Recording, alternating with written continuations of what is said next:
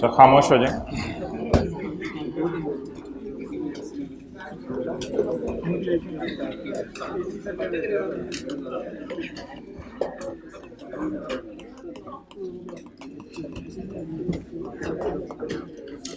भैया आप ये जो लेक्चर लेने आते हैं माशाल्लाह, इसको आप एसेट समझते हैं या लाइबिलिटी समझते हैं? एसेट समझते हैं।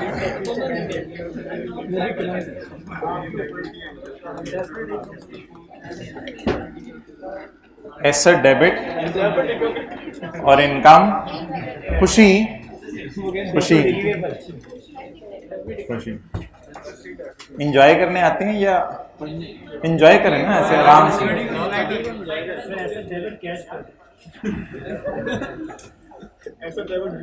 एसेट डेबिट कैश क्रेडिट तो नहीं, investment debit cash credit. Impairment loss debit.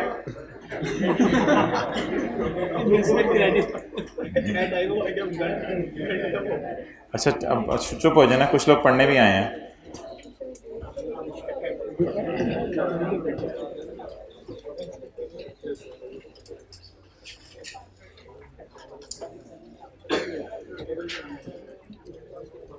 संजीदा बच्चे हाथ खड़ा करें, संजीदा बच्चे।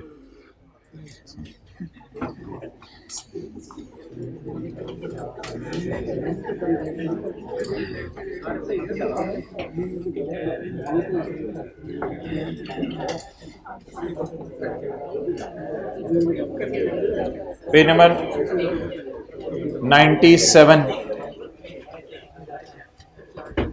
Page number 97 question number 4, first row में भी जगह। Page number 97 question number 4।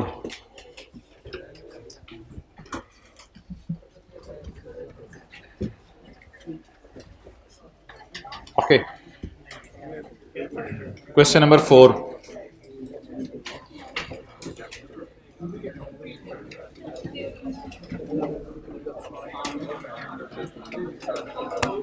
अच्छा,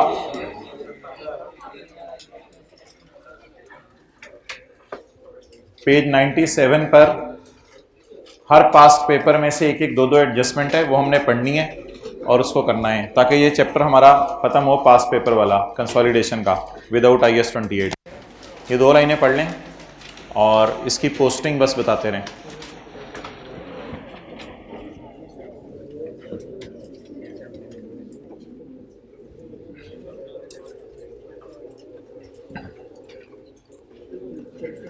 इसकी जर्नल एंट्री आप अपनी किताब के ऊपर कर दें।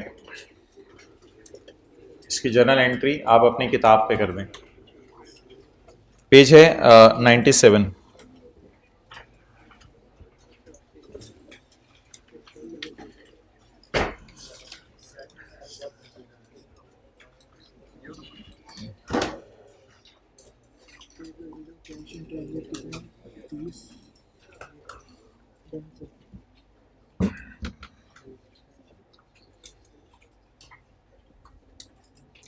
ओके,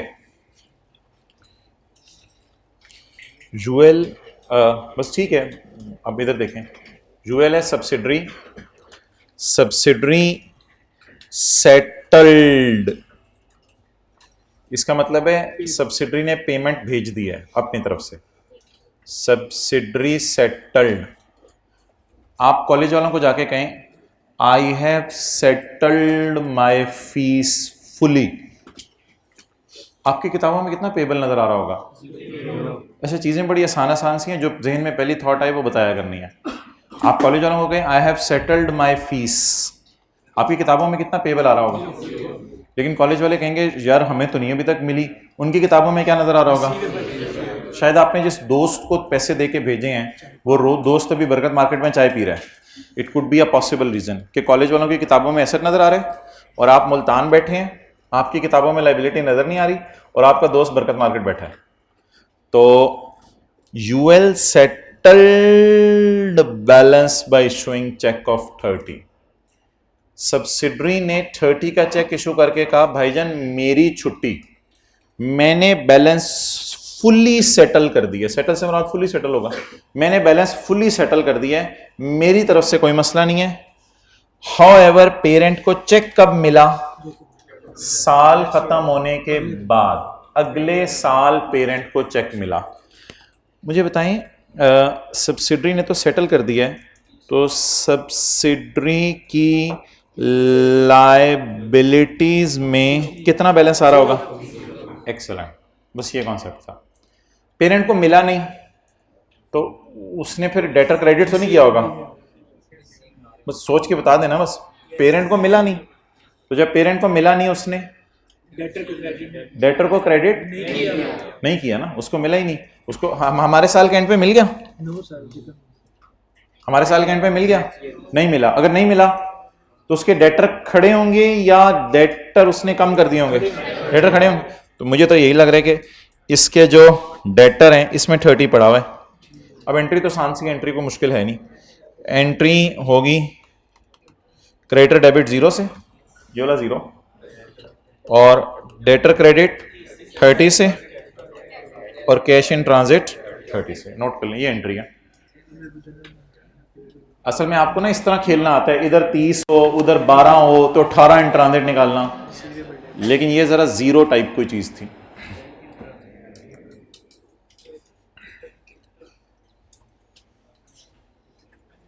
कितने लोगों ने यही एंट्री सोची थी? अच्छा, एक मजे की बात सुने यार, जिस बच्चे को पेपर में ये चीज इस तरह समझ नहीं आई, तो मेरा ये गुमान है कि उसने 30 फिर भी डेटर्स में से माइनस किया होगा, और कैश इन ट्रांजिट में तो हर एक ने 30 डाला होगा, क्योंकि वजह पता चल रही है कि भाई कोई रास्ते में है, तो वो तो इजी मार्क्स ले सकते हैं आप। हर एडजस्टमेंट के 70 to 75% मार्क्स आप समझे बगैर भी क्लास में ले सकते हैं, अगर आपके बेसिक टॉपिक की ग्रिप है। तो अब मैं इस एडजस्टमेंट को आखिरी दफा पढ़ा हूं। सब्सिडरी ने आपस का बैलेंस सेटल कर दिया चेक इशू करके। जरा मुझे सोच के बताएं कि उसने चेक इशू किया होगा तो क्रेडिटर डेबिट और बैंक, मेरी तो देखें, क्रेडिटर डेबिट बैंक क्रेडिट कर चुके हैं ना, तो फिर क्रेडिटर डेबिट कर चुके हैं तो उसकी किताबों में लायबिलिटी नहीं नजर आ रही, लेकिन पेरेंट कहते हैं मुझे मिला नहीं, तो फिर इसकी किताबों में एसेट, सोचें जल्दी, नजर आ रहा होगा, तो इसका मतलब है इसकी किताबों में एसेट नजर आ रहा है, किताबों में लायबिलिटी नजर नहीं आ रही। तो अब एंट्री को खत्म हम कैसे कर सकते हैं? Creditor debit 0, creditor credit 30 and cash in transit is 30। Okay,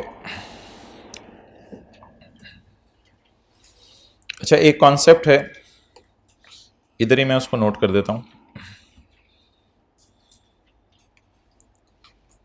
ये सारी चीजें आपको बताई हुई हैं, जरा जहन में रखनी है। P gave loan on 1 January 12.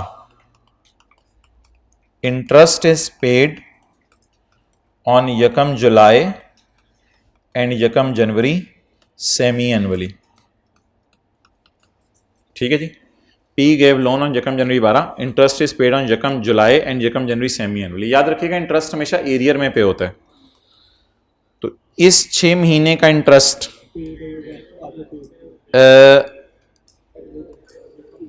इस दिन पे हुआ होगा। भाई दरवाजा बंद करो, खामोश करवाओ। इस 6 महीने का इंटरेस्ट इस दिन पे हुआ होगा, नहीं होगा, होगा। अब मिसाल के तौर पे 6 रुपए इंटरेस्ट इस 6 महीने के और 6 रुपए इंटरेस्ट इस 6 महीने के। अब आप लोग consolidated statement of comprehensive income बनाते हुए क्या करेंगे? इंटरेस्ट एक्सपेंस और अदर इनकम में पड़ी होती है इंटरेस्ट इनकम, यहां से माइनस करेंगे 12 और 12, और consolidated statement of financial position बनाते हुए करंट एसेट्स और करंट लायबिलिटीज में से माइनस करेंगे 6 और 6। मैंने आपको कहा था जब आप बना रहे हो ना बैलेंस शीट, तो एसेट लायबिलिटी के एतबार से सोचने, और जब आप बना रहे हो P&L का मुंह, तो आपने इनकम एक्सपेंस के बारे में सोचना है। शायद पिछली से पिछली क्लास में जो होमवर्क था क्वेश्चन नंबर 26, उसमें भी शायद इंटरेस्ट की इस तरह की एडजस्टमेंट थी। एक की किताबों में एक्सपेंस आ रहा था, दिखा देता हूं अभी, और दूसरे की किताबों में क्या आ रही थी? इनकम आ रही थी। और एक और बात याद रखिएगा, जो सेम अमाउंट इनकम एक्सपेंस में से माइनस होती है ना, वो वर्किंग 5 को फिर हिट नहीं करती। जैसे सेम अमाउंट्स माइनस होने की 2 मिसालें हैं हमारे सिलेबस में, इंटरेस्ट इनकम, इंटरेस्ट एक्सपेंस, और मैनेजमेंट फीस इनकम और मैनेजमेंट फीस एक्सपेंस। यानी कि पेरेंट सब्सिडरी को मशवरा देते हैं, पेरेंट फीस लेते हैं और सब्सिडरी खर्चे को बियर करती है। नोट करते जाए जरा चीजें।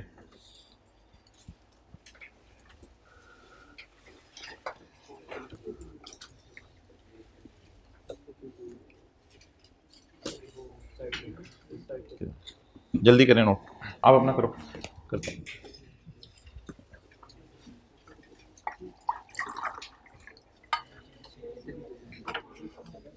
बस ठीक है। हाँ जी,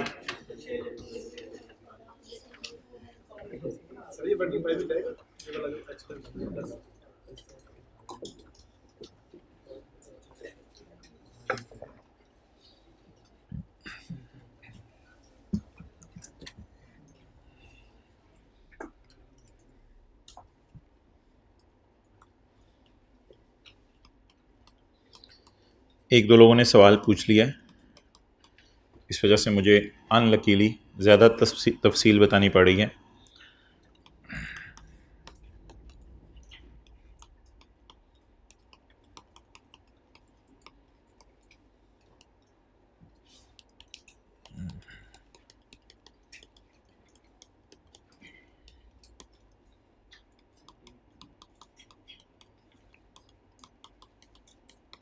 डेट बिल्कुल सही डाली है मैंने, 31 दिसंबर की। ये सेपरेट फाइनेंशियल स्टेटमेंट्स में बना रहा हूँ।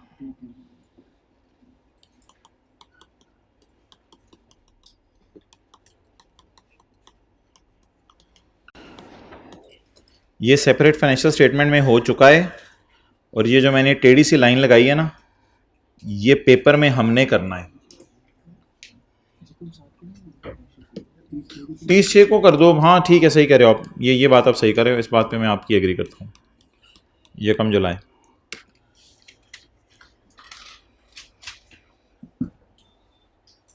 आपका सवाल क्लियर हुआ? पूछो।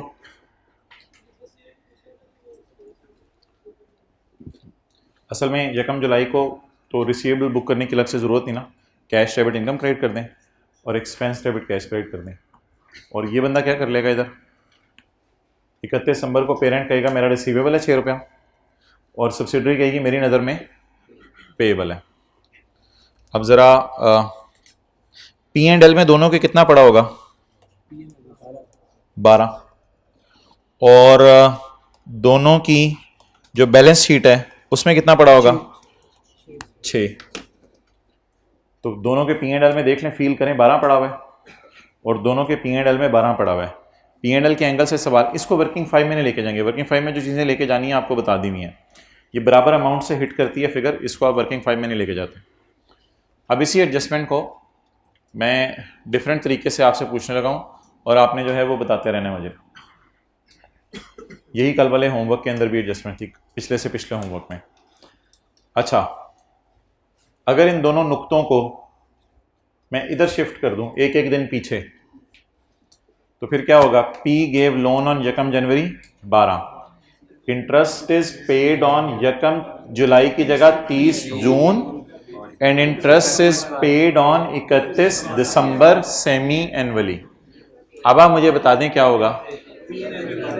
एक्सेलेंट। रिसीवेबल पेएबल में 0 आएगा, बैलेंस शीट में जो कैंसिल होगा, और इधर कितना आएगा?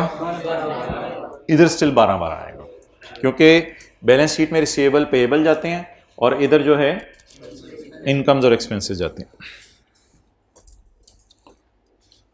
अच्छा, अगर मैं इस लाइन को ऐसे पढ़ूं, P गेव लोन ऑन यकम January 12, interest is paid annually on यकम जनवरी।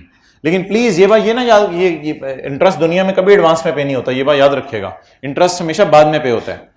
तो P गेव लोन ऑन यकम January 12, interest is paid annually on यकम जनवरी, तो फिर ये यकम जनवरी 13 को आ रहा होगा। तो यकम जनवरी 13 को जब मैं वापस दे रहा हूं तो ये वाला तो नुकता होगा ही नहीं, तो देयर इज नो पेमेंट। लेकिन फिर इनकम एक्सपेंस में कितना जाएगा? और रिसीवेबल पेएबल में 12, रिसीवेबल पेएबल में 12।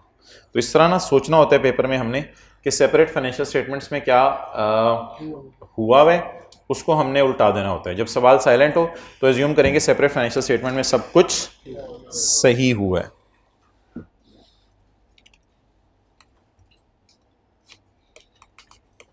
P provided management services to S year end 31 December 15। Payment is made semi-annually in arrears on 30 September and 31 March. Contract signed on 1 April 2015। Annual fees is 4800 रुपये। जी note कर लें।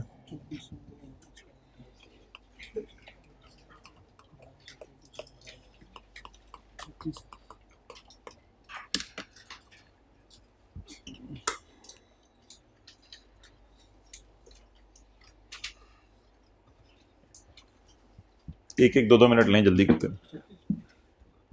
बड़ी हिम्मत की आपने, time निकाल लिया, बड़ा फायदा हो जाएगा।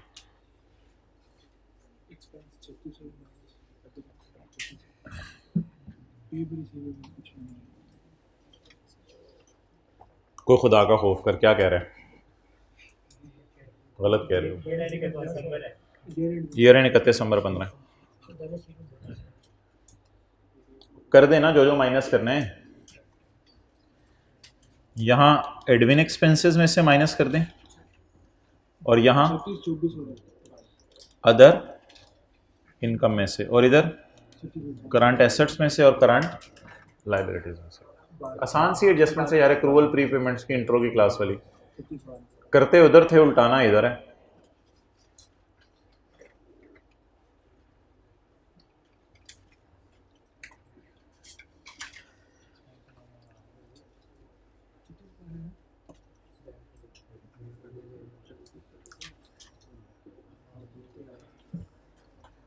अच्छा जी, डन। अच्छा, आप मुझे ये बताएं, पेरेंट ने मैनेजमेंट सर्विसेज दी हैं सब्सिडरी को ईयर एंड 31 दिसंबर 2015 के साल में, तो कॉन्ट्रैक्ट साइन हुए 1 अप्रैल से। यानी अगर हमारे साल बात करें तो अप्रैल मई जून जुलाई अगस्त सितंबर अक्टूबर दिसंबर, सिर्फ 9 महीने पेरेंट ने सर्विस दी होगी। बिलिंग ऐसे एग्रीड है कि बिलिंग होनी है एरियर में। एरियर का मतलब है फिर अप्रैल मई जून जुलाई अगस्त सितंबर की बिलिंग सितंबर में, और अक्टूबर नवंबर दिसंबर और अगले साल के 3 महीने का अगले साल 31 मार्च के अंदर होना है। ठीक है। अब अगर आप बैलेंस शीट डेट पे खड़े होकर देखेंगे तो खर्चा कितने महीने का बुक हुआ होगा? 6 जमा 3 9 महीने का, क्योंकि 1 अप्रैल और 31 दिसंबर के दरमियान 9 महीने का वक्फ है। तो खर्चा 9 महीने का बुक हुआ होगा। 4800 डिवाइडेड बाय 12 ज़रब 9, जैसे भी आप निकाल लें, 3600। तो 3600 में यहां से माइनस करना है। अप्रैल मई जून जुलाई अगस्त सितंबर वाली पेमेंट हो गई भी है। अक्टूबर नवंबर दिसंबर के 3 महीने वाली काफी लेट होनी है, तो इसलिए 4800 12 महीने का है, तो मुझे कितने महीने का चाहिए? 3 महीने का। जी, कितने लोगों ने ऐसे ही किया था? ओके।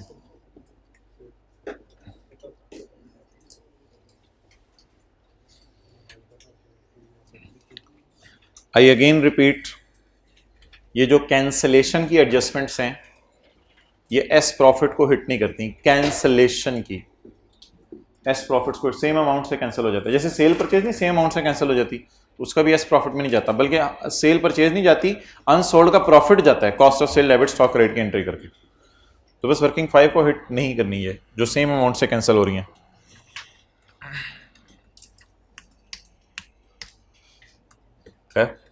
ओके। यार ये बाइकैप ने जो है ना बड़ा पंगा सा डाला था।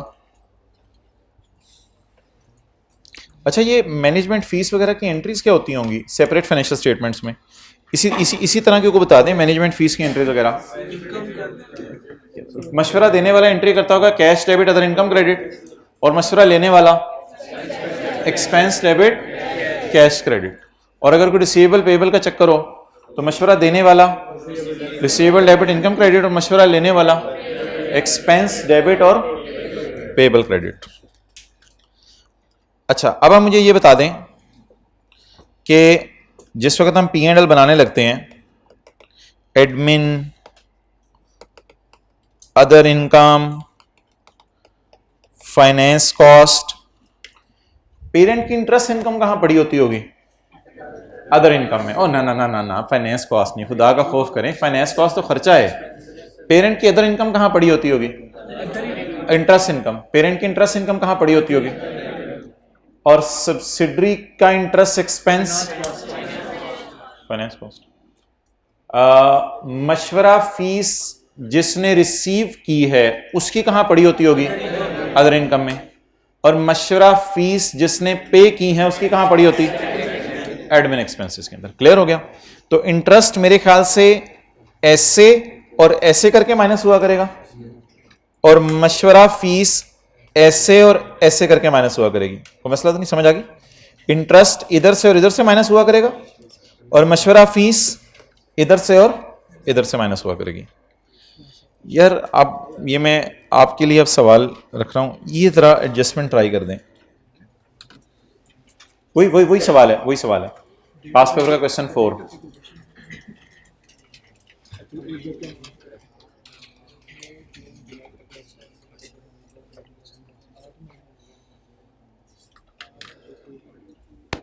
हाँ, ये लाइन शायद रेलिवेंट हो आपके लिए।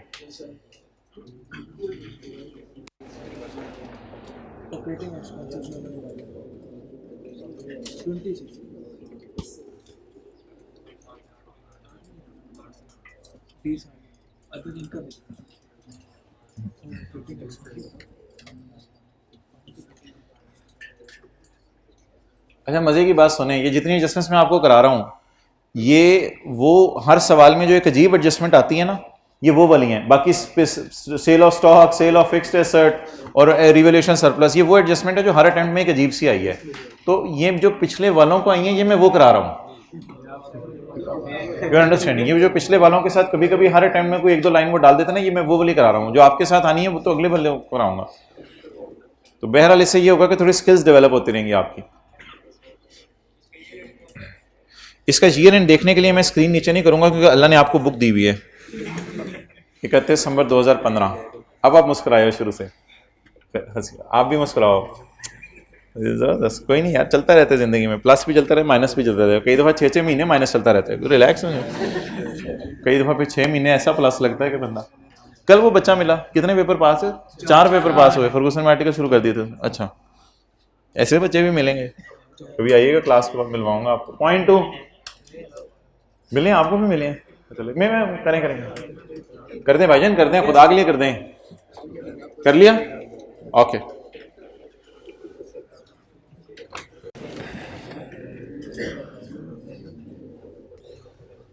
ओएल कौन है जी? पेरेंट। मरहबा मरहबा मरहबा मेरी जॉल, बैठ से यार, आगे आ जाएं, इधर आ जाएं।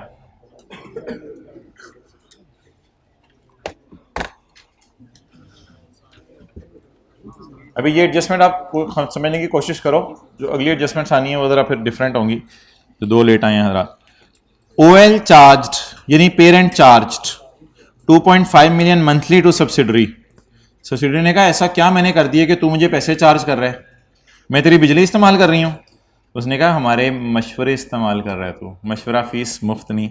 Oil charge 2.5 monthly to UL for management services provided from the date of यकम में। सर्विसेज कब से प्रोवाइड की जा रही है मशवरा की? यकम में। हर महीने सब्सिडरी पहुंची होती है पेरेंट के कदमों में। क्यों आई है तू? मशवरा लेने। सब्सिडरी मशवरा लेने आई है पेरेंट से। ठीक है जी, 25 लाख में महीने का मशवरा बेचूंगा मैं। ठीक है जी, मैंने मशवरा देना तो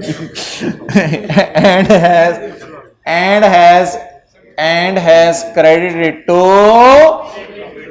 अच्छा वैसे पेरेंट को क्रेडिट कहां करना चाहिए था? कैश डेबिट करके, कैश डेबिट करके क्रेडिट कहां करना चाहिए था? अदर इनकम में। अदर इनकम के क्रेडिट करने की बजाय उसने कहां क्रेडिट कर दिया? ऑपरेटिंग एक्सपेंसेस में। अच्छा मेरे ख्याल से ना इसको अब रिसीवेबल पेएबल के एंगल से सोचने की जरूरत नहीं है, क्योंकि सवाल में ना कुछ ऐसा बताया नहीं हुआ कि रिसीवेबल पेएबल है। तो अल्लाह का शुक्र है हर महीने का कैश साथ साथ पे हो रहा होगा, तो इसलिए रिसीवेबल पेएबल के एतबार से अगर सोचने की जरूरत होती तो सवाल कोई ना कोई इंडिकेशन देता। डिटेल दी भी है, पेमेंट्स का शेड्यूल दिया हुआ है, पेमेंट किस तरह होनी है। तो फिर पेमेंट की आपने टेंशन नहीं लेनी। अगर पेमेंट की टेंशन नहीं लेनी तो कैश की टेंशन ना लें, रिसीवेबल पेएबल की टेंशन ना लें। अब सिर्फ P&L के मुंह पे एक्सपेंस और इनकम की टेंशन है। ओके, मैं आपके सामने सेपरेट फाइनेंशियल स्टेटमेंट्स ओपन करने लगा हूं। सेपरेट फाइनेंशियल स्टेटमेंट्स, मुझे ये बताएं सेपरेट फाइनेंशियल स्टेटमेंट्स के अंदर हमारा ईयर एंड है 31 दिसंबर 15 और शुरू कब हो रहा है?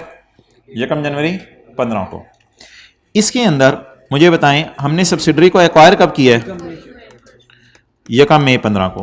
मई जून पुत्र गला ना कर, मई जून जुलाई अगस्त सितंबर अक्टूबर नवंबर दिसंबर, कितने महीने हो गए? 8 महीने। 8 महीने से मशवरा दे रहे हैं हम। तो सेपरेट फाइनेंशियल स्टेटमेंट्स में पी ने जो एंट्री करनी थी, वैसे जो मुझे समझ आती है वो करनी थी cash debit other income credit 2.5 multiplied by 8 महीने 20 से। और सब्सिडरी ने अपनी सेपरेट फाइनेंशियल स्टेटमेंट्स में एंट्री करनी थी एक्सपेंस डेबिट कैश क्रेडिट 20 से। सवाल साइलेंट है इसलिए हम ट्रांजैक्शन को कैश में ज्यूम कर रहे हैं।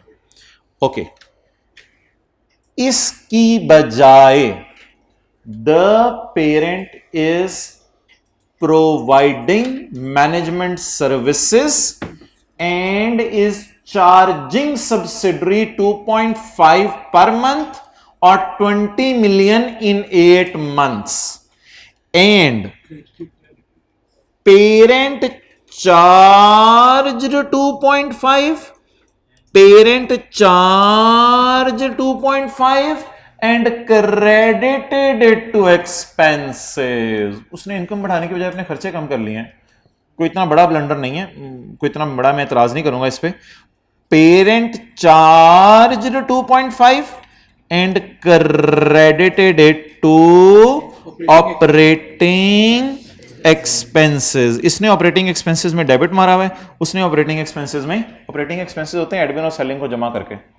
तो the parent charged and credited to operating expenses. अब consolidated statement of comprehensive income, इसके अंदर ऑपरेटिंग एक्सपेंसेस जरा जाके ढूंढें पी और एस के कितने आ रहे हैं। 115 और 107।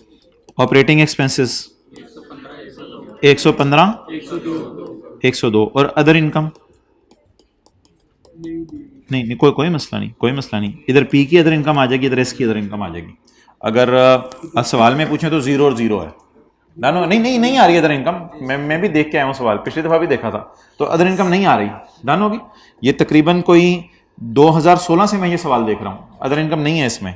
ओके, अच्छा मुझे ये बताएं कि पहले में जो पेरेंट ने एक हेड गलत क्लासिफाई कर दिया है उसको जरा सही करने लगा हूं आपके सामने। खुदा के लिए इसको कैंसिलेशन की एंट्री ना कहिएगा।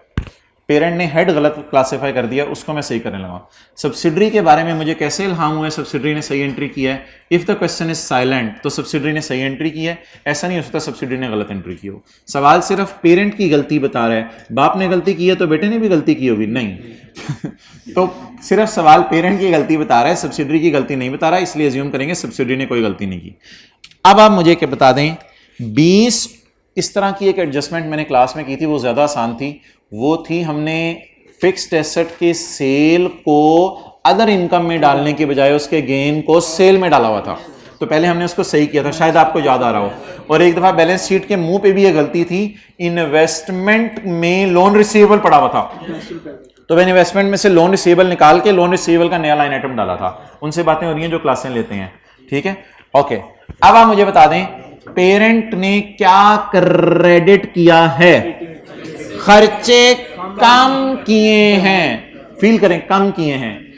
करन बढ़ाना था इनकम को, कर दिए खर्चे कम। मेरे साथ सुनते रहिएगा, खर्चे कर दिए कम, खर्चे कर दिए कम, खर्चे कर दिए कम। ठहर जो पेन लेने दो। खर्चे कर दिए कम, खर्चों को बढ़ा दो। इसकी जगह तुम्हें इनकम बढ़ानी चाहिए थी, अब तुम इनकम बढ़ा दो। सर ये कौन सी अकाउंटिंग हो रही है जिसमें दोनों जगह प्लस होके आपकी चीजें टैली करेंगी? ओ भाईजान तेरी मेहरबानी है, खर्चा एक इनकम है और ये रेक्टिफाइंग एंट्री हुई है। अब आप मुझे कहेंगे कंसोलिडेशन की एडजस्टमेंट करो। अब मैं जाके कंसोलिडेशन की एडजस्टमेंट करूंगा -20। अब मैं जाके कंसोलिडेशन की एडजस्टमेंट करूंगा -20।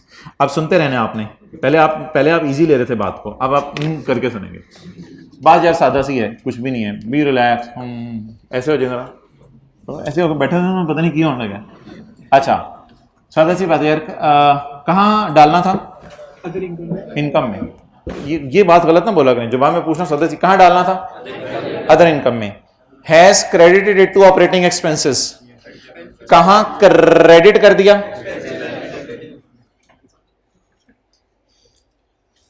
कहां डालना था? अदर इनकम में। कहां क्रेडिट कर दिया? अब अगर आपके पास बहुत ही वेला टाइम है ना, तो मैं फिर आपको ना रेक्टिफाइंग एंट्री करा देता हूं, अगर ज्यादा आपको शौक चढ़ा हुआ है। एक्सपेंसेस क्रेडिट होने चाहिए थे, एक्सपेंसेस डेबिट कर दें, और क्रेडिट होनी चाहिए थी अदर इनकम क्रेडिट कर दें। ये मैंने रेक्टिफाइंग एंट्री पोस्ट की है। इसके बाद मैंने कौन सी एडजस्टमेंट की है? कंसोलिडेशन की एडजस्टमेंट की है। ठीक है, ये मैंने रेक्टिफाइंग एंट्री पोस्ट करने की कोशिश की है, लेकिन मैंने कहा इस तरह मत सोचे ना, सादा सी बात सोचें। किसको कर दिए कम? किसको कर दिए कम? किसको बढ़ाना था? अब क्या करें? एक्सपेंसेस कम हो चुके हैं तो एक्सपेंसेस को बढ़ा दें, एक्सपेंसेस को बढ़ा दें। इनकम बढ़ी नहीं, आपको पता है इनकम रिकॉर्ड ही नहीं की हुई इसने भी, लेकिन अब मैंने अल्लाह का शुक्र है रिकॉर्ड कर दी है। अब मुझे बता दें, क्या ये एंट्रीज करने के बाद इसने जो एक्सपेंसेस में ब्लंडर मारा हुआ है वो सही हो गया? लेकिन इसका वाला डेबिट तो इसमें पड़ा होगा ना। असल में जो 115 में गलत गया था ना 20 क्रेडिट, उसको मैंने डेबिट मार के सही किया है। ये 115 की एरर रेक्टिफाई की है। अब क्या होगा? ये वाला खर्चा 20 तो इस 102 पड़ा होगा। जब भी आप रेक्टिफाइंग एंट्री करते हैं तो इतना ज्यादा नहीं सोचना जितना मैं सोच रहा हूं। जब रेक्टिफाइंग एंट्री करते हैं तो अल्लाह का शुक्र है अकाउंट्स हमारे सही हो गए हैं। अब कंसोलिडेशन की एडजस्टमेंट कोई करवाने की कोशिश करे जरा क्लास में। -20 ये कंसोलिडेशन एडजस्टमेंट है और ये रेक्टिफिकेशन एडजस्टमेंट है। तो पेपर में आपने ये करना था +20 -20 नोट कर ले। इस एडजस्टमेंट को सिंपली इग्नोर भी कर सकते हैं, तो एग्जामिनर कहेगा इसने कुछ भी नहीं सोचा। हाँ फुटनोट लिख दें।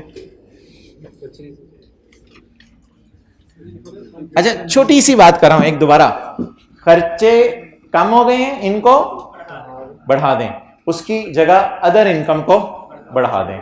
खर्चे debit, other income credit.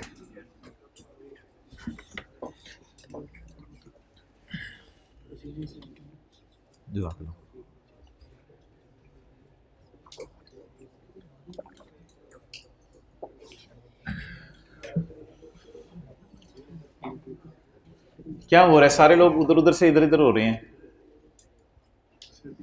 Abu बुला रहे हैं।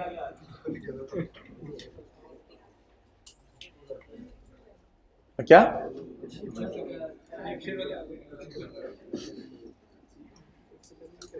ठीक है, हो गया मसला हल। चलो ठीक,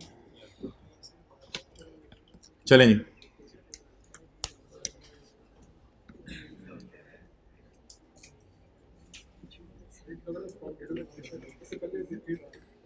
उसको इग्नोर करते, उसे कैंसिल ना करते।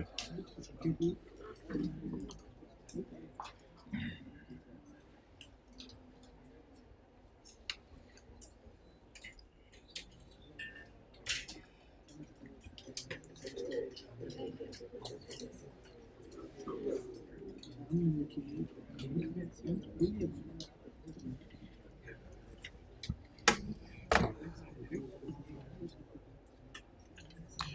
एक चीज आपने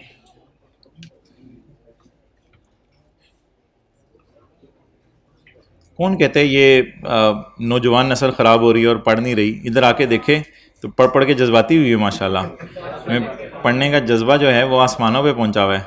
कौन कहते टीचर आजकल पढ़ाते नहीं है। अच्छा चलें आगे चलें। अच्छा अब मुझे ये बताएं आप आके क्वेश्चन नंबर, अच्छा एक चीज़ चंद दिनों से हो रही है वो आपने ऑब्ज़र्व नहीं की, एक चीज़ चंद दिनों से हो रही है वो आपने ऑब्ज़र्व नहीं की। मैं आपके सामने वो सारे सवाल जो हमने क्लास में किए थे जिसमें मिड ईयर एक्विजिशन थी, वो सवाल ओपन करके आपको एक चीज़ दिखाने लगा हूँ ताकि आपकी आंखें क्लास में बैठे बैठे खुल जाएं। खुली हुई आंखें खुलना क्या कमाल चीज़ होगी।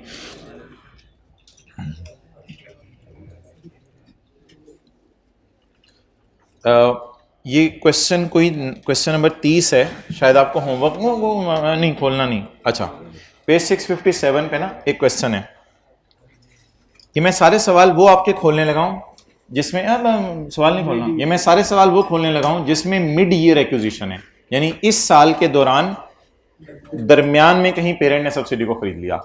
एक लाइन पे फोकस कीजिएगा जो सारे सवालों में मैंने डाली हुई थी, आपने उस पर फोकस नहीं किया था क्योंकि मैंने भी नहीं कराया था।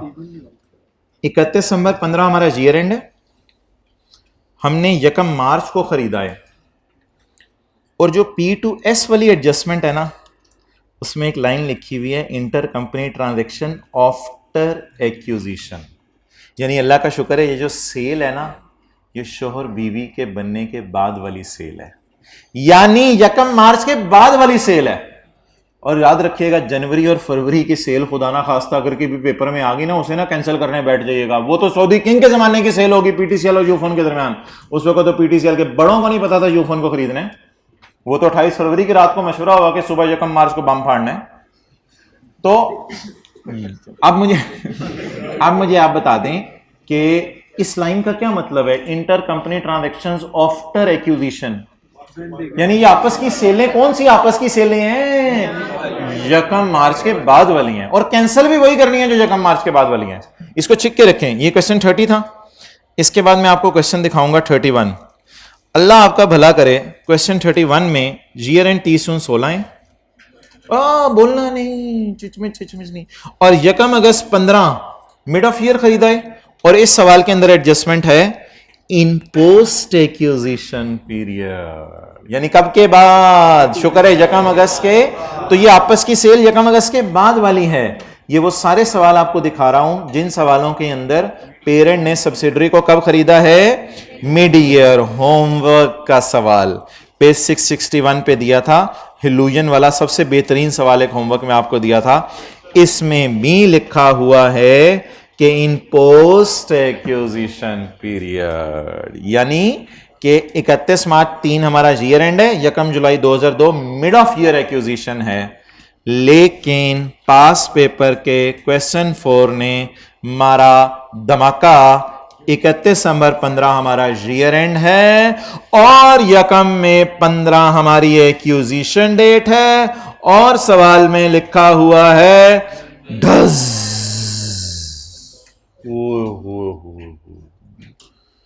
Other intercompany transactions during the year were as follows. अब आप मुझे बताएं क्या ये सेल निकाह से पहले वाली भी है थोड़ी सी, और थोड़ी सी निकाह के बाद वाली भी है। मौलवी साहब किस दिन आए थे? ये 1 मई को साल खत्म होने से कितने महीने पहले मौलवी साहब को बुलाया था? 8 महीने में। अच्छा निकाह पे मौलवी साहब को बुला लेते हैं, फोत होने लेते हैं मौलवी साहब को बुला लेते हैं, जिंदगी में मौलवी की बातें मान ले। अच्छा मई, जून, जुलाई, अगस्त, सितंबर, अक्टूबर, नवंबर, दिसंबर, 8 महीने से निकाह हुआ है। निकाह होने से पहले भी पेरेंट और सब्सिडरी के दरमियान क्या हो रही थी, सेल हो रही थी।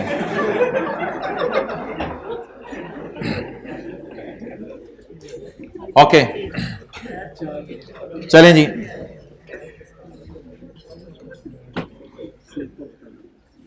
यार नाजुक मसाइल को फिर आप छेड़ते हैं, फिर मैं बोलता हूँ आपको बुरा लगेगा।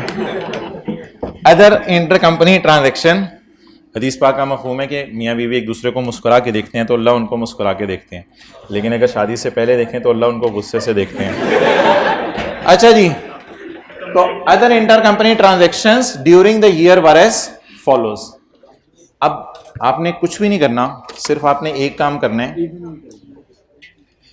जो वर्किंग करनी है ना P टू S और S टू P वाली, इसमें सोल्ड की फिगर ना 60 इंटू 8/12 लेनी है, 60 पूरी नहीं लेनी, क्योंकि अभी 3 सवालों में मैंने बताया मुझे पोस्ट एक्विजिशन सेल चाहिए और ये total sale for the year है। पोस्ट एक्विजिशन बताएं कितनी है?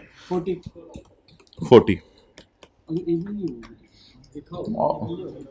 और अनसोल्ड तो की टेंशन नहीं, उस 40 में से कितना बचा हुआ है? 20 बचा हुआ है, और फिर अनसोल्ड का प्रॉफिट उस तरह निकलेगा, आगे कोई टेंशन नहीं। ये जो फिगर माइनस करनी होती है ना आपने सेल और कॉस्ट ऑफ सेल से, ये फिगर बच्चे गलत माइनस करके आ सकते थे, क्योंकि सेल और कॉस्ट ऑफ सेल से ये फिगर माइनस करनी है। तो कितनी माइनस करनी है सेल और कॉस्ट ऑफ सेल से? 60 या 60 का 8/12, और अल्लाह का शुक्र है आगे वही वर्किंग होगी, अनसोल्ड का प्रॉफिट उसी तरह, उसमें कोई चेंज नहीं, इसलिए मैं वो करवा भी नहीं रहा। और S टू P में भी क्या करेंगे? सोल्ड, अनसोल्ड और अनसोल्ड का प्रॉफिट। सोल्ड कितनी लेंगे आप? सोल्ड 30 इंटू कितना? 20, और अनसोल्ड 5। अब कुछ बच्चे ना ऐसे, मुझे पता है अब आप लोगों में से भी कुछ में से होंगे, कुछ बच्चे सवाल पूछते हैं, अच्छा चलें ठीक है ये 20 आ गया, ये 5 आ गया, तो इसी 20 में से 5 पड़ा हुआ है, हाँ इसी 20 में से 5 पड़ा हुआ है, आगे उसी तरीके से चलाएं। कुछ ऐसे बच्चे जी भी सोचने लग जाते हैं, अच्छा अगर 20 होता और इधर 21 होता, तो फिर मेरे ख्याल से फिर आप 20 का प्रॉफिट ही रिवर्स करते, ये तो कोई बहुत ही पुरानी सेल स्टॉक में पड़ी होती है, मेरा नहीं ख्याल इतनी डीप जाके वो टेस्ट करेगा। बहरहाल ये कॉन्सेप्ट एक था जो मैंने आपको बता दिया, आगे अनसोल्ड का प्रॉफिट वगैरह सारी वर्किंग उसी तरह है। तो यहां लिख लें छोटा सा करके, हमें आफ्टर एक्विजिशन सेल चाहिए, हमें आफ्टर एक्विजिशन सेल चाहिए, और ये कौन सी है? During the year. नहीं, ऐसी लाइनें बाहर निकल के साथ वाला नहीं बताता, हम खुद पेपर में पढ़ेंगे, हाथ दोगी हम साथ वाले को बताएंगे ऐसी की तैसी। तो ड्यूरिंग द ईयर को अंडरलाइन करके लिख लो, हमें आफ्टर एक्विजिशन वाली सेल चाहिए होती है। देखना आपस की सेल कब है? जब से P और S बने हैं। P और S कब से बने हैं? यकम में से। उससे पहले तो वो P और वो S नहीं था, उसके पेरेंट कोई और होगा, पता नहीं, सऊदी किंग होगा उसका पेरेंट।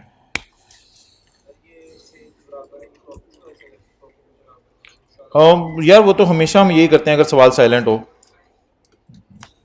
अनलेस के सवाल खुद कह दे। कई दफा हो सकता है सवाल कह दे कि पहले 4 महीने की सेल इतनी है, वो अलग से बता दे तो ठीक है।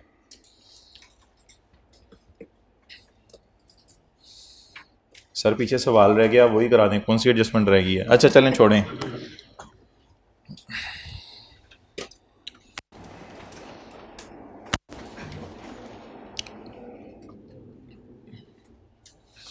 चलें जी, अब आप हजरात निकाल लें हमारा क्वेश्चन नंबर 37।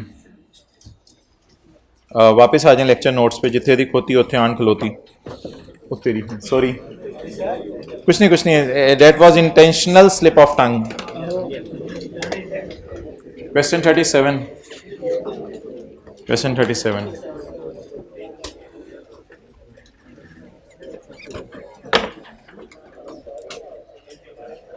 एक बार याद रखिएगा, आप लोग कभी भी टीचर से कभी मिलते हैं और कोई बात करते हैं ना, तो वो उसको याद रह जाती है, ऐसी बात नहीं है भूलती नहीं है। तो इन भाई को शायद बात भूल गई हो, खड़े हो जाओ, खड़े हो जाओ, मुझे अभी तक इनकी बात याद है। आज से कोई तकरीबन 3 से 4 महीने पहले या 5 महीने पहले ये भाई गुजर रहे थे, तो मैं टैक्स की क्लास FR2 की क्लास पढ़ा के बाहर निकला था, तो ये भाई उस वक्त टैक्स पढ़ते थे। तो इन भाई ने निकलते हुए कहा था, सर हमारी दफ़ा जब FR2 पढ़ाए ना, तो वो अगस्त वाली जो क्लासें हैं ना, ज़रा उससे पहले ही थोड़ा ले लीजिएगा। तो इनकी बात पे अमल हो रहा है, तो वो ये था। अच्छा, इसी तरह आप में सब सारे जितने भी हैं उनकी सारी बातें मुझे याद हैं, सारे अच्छे बच्चे हैं। Following are the draft statement of financial position of कौन सी बाजी? जैस्मीन बाजी। नहीं, ये तो बाजा होगा ना, ये पेरेंट है। एंड इट्स सब्सिडरी सनफ्लावर बाजी। For the year ended 31 December 2017. Investment, PP, current asset, share capital, retained earning, current liabilities. JL acquired 80% shares of SL on Jacom April. SL showed a profit of 30 million. The incomes and expenses had accrued evenly during the year except investment income of 5 million which relates to month of June 2017 only. Balance sheet का सवाल है, P&L का सवाल है. Balance sheet का सवाल है, तो बैलेंस शीट का सवाल है तो वर्किंग 2 मुझे करनी पड़ेगी. ये प्री का कोई फड्डा है. आज मैं आपको पहली दफा बता रहा हूँ बैलेंस शीट के सवाल में भी मुझे वर्किंग 6 करनी पड़ रही है. वर्किंग 6 क्यों करनी पड़ी आप खुद सोच लें. मैंने कहीं बीच में जाके अर्निंग निकालनी है ना, तो ऐसी बात नहीं कि बैलेंस शीट के सवाल में वर्किंग 6 नहीं करनी पड़ सकती. बैलेंस शीट के सवाल में ही वर्किंग 6 करनी पड़ सकती है.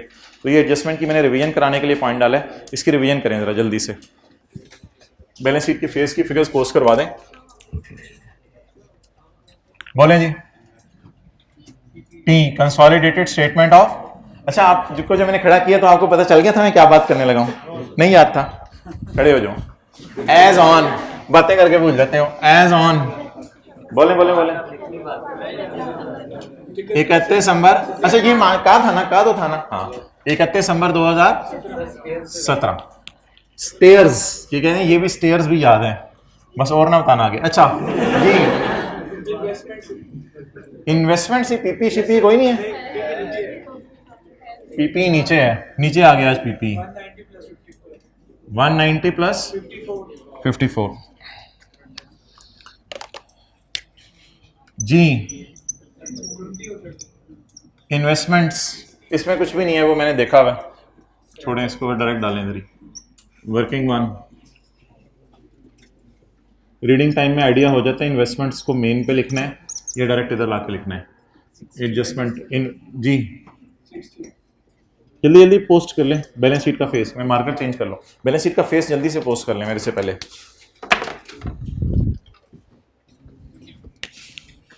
जी कितनी है. 60. करंट एसेट्स 20 और 30. आगे शेयर कैपिटल 70 और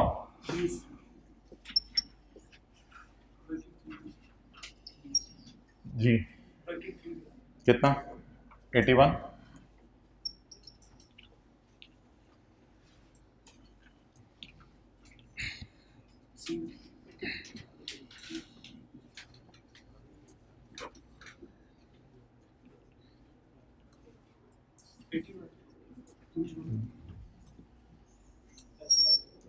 अच्छा इधर क्लोजिंग एसआर आती है या प्री. इधर क्लोजिंग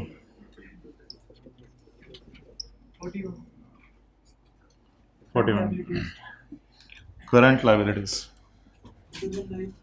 119 प्लस 23. मरहबा अब्दुल्ला मैरिज हॉल. अब्दुल्ला कैसे आना हुआ. अच्छा जी प्री निकाल दें. 1 से 2 मिनट लगाएं, प्री निकाल दें. हाँ ठीक है, आई नो वर्किंग 6 करनी पड़ेगी. वर्किंग 6 कर लें, प्री निकाल दें. जल्दी करें यार, खुद भी तो करें कुछ.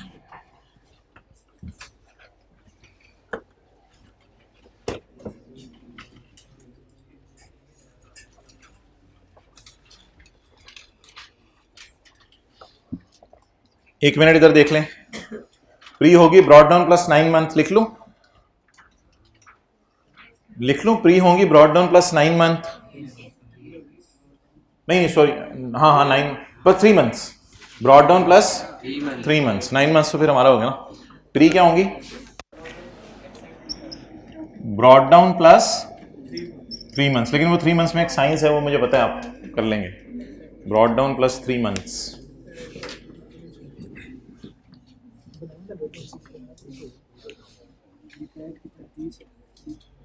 पहले वर्किंग 6 करें फिर प्री निकालें.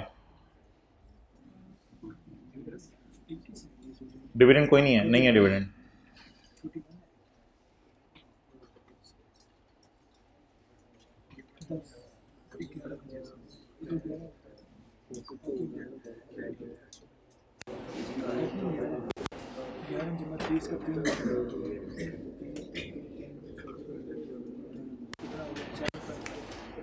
से भी 25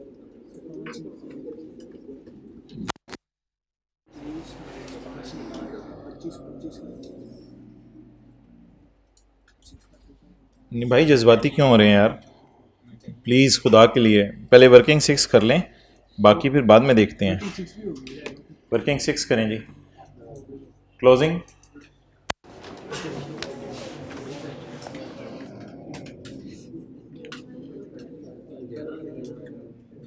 ओपनिंग 1 जनवरी 17, क्लोजिंग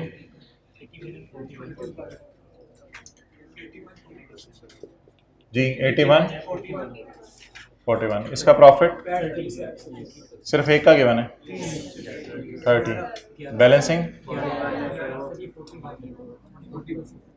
अच्छा, मुझे ना इसकी ज़रूरत नहीं है। पेरेंट की क्या ज़रूरत है? कुछ नहीं, अभी कुछ करना ही नहीं इसका। क्लियर हो गया? अच्छा, अब मुझे ये याद पड़ते हैं, मैंने आपको सिखाई हुई है एस का profit and loss separate financial statements वाला, ये बना के मैंने आपको एक दिन सिखाया था। एस का प्रॉफिट 30, इस तक आते आते अदर इनकम ऐड हो चुकी होगी 5 की।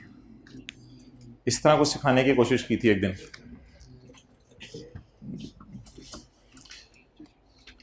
The incomes and expenses of S had accrued evenly except investment income, जो सिर्फ नए लोगों की है, जून 17 ना, जो सिर्फ नए लोगों की है।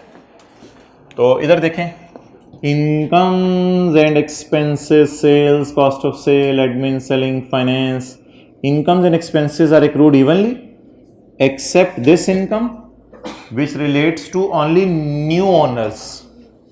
तो वो काम आप करवा दें। 30 माइनस 5 इज इक्वल टू 25। 25 जनवरी, नहीं इस तरह ना बोला करें, इस तरह बोला करें, जनवरी, फरवरी, मार्च और अप्रैल से दिसंबर। 6.25 18.75। अब अभी सिर्फ मैंने 25 को तकसीम किया है। मैंने तकसीम किसको करना है? बोले बोले 30 को। मैंने 30 को तकसीम करना है। 5 किसको दे दूं? जून में तो नए वाले हैं ना, सारा उनको दे दूं। कितना? +5 23.75। ये चला जाएगा वर्किंग नंबर 2 में ब्रॉड डाउन के साथ ऐड करके। ये सिर्फ 3 महीने का प्रॉफिट है, मुझे 3 महीने का नहीं चाहिए, मुझे ब्रॉड डाउन भी चाहिए। और ये वर्किंग 5 में चला जाता अगर सवाल में वर्किंग 5 मांगी होती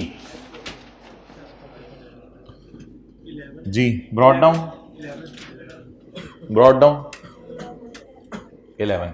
ये सऊदी किंग ने कब तक कमाया हुआ था? 11 1 जनवरी 17 तक या 31/12/16 तक, ये कई सालों में कमाया हुआ था। और सऊदी किंग ने इस 3 महीने में कितना कमाया? 6.25 जी। कितने लोगों ने यही वर्किंग की थी? ओके, नोट कर लो।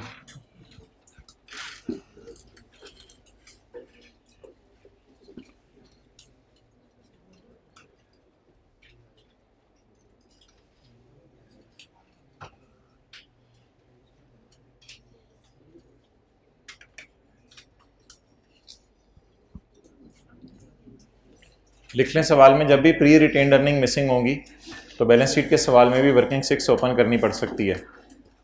जब भी सवाल में प्री रिटेन्ड अर्निंग मिसिंग होंगी तो बैलेंस शीट के सवाल में भी वर्किंग 6 करनी पड़ सकती है। जब भी बैलेंस शीट में प्री रिटेन्ड अर्निंग मिसिंग होंगी, जब भी सवाल में प्री रिटेन्ड अर्निंग मिसिंग होंगी तो बैलेंस शीट के सवाल में भी वर्किंग 6 करनी पड़ सकती है।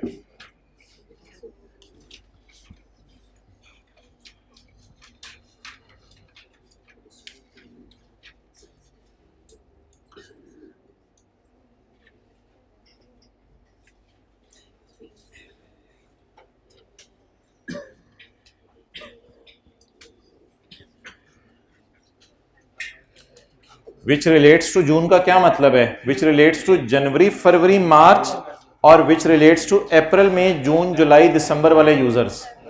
अप्रैल मई जून जुलाई अगस्त सितंबर अक्टूबर नवंबर दिसंबर वाले यूजर्स। तो फिर नयों को दे देंगे पैसे सारे। और आपको याद हो कि ना याद हो, छोटा सा अगर मैं याद करूं, consolidated statement of comprehensive income अगर आप बनानी पड़ जाए ना, तो इस अदर इनकम में इसको पूरे 5 को शो कीजिएगा, ये फिर सारा हमारा है। ऐसा ही है ना?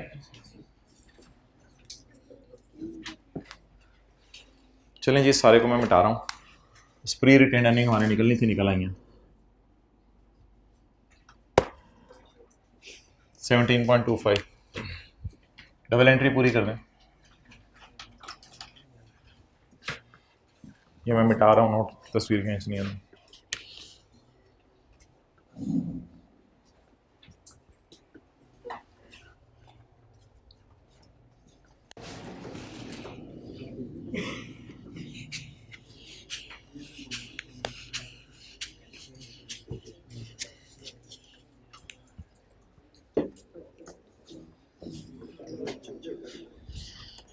अच्छा जी, एक्विजिशन डेट की सारी एडजस्टमेंट्स कहाँ जाती हैं? वर्किंग वन में। एक्विजिशन डेट की सारी एडजस्टमेंट्स जाती हैं वर्किंग वन में।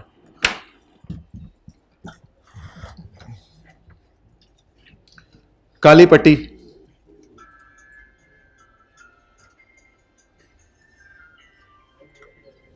Ton,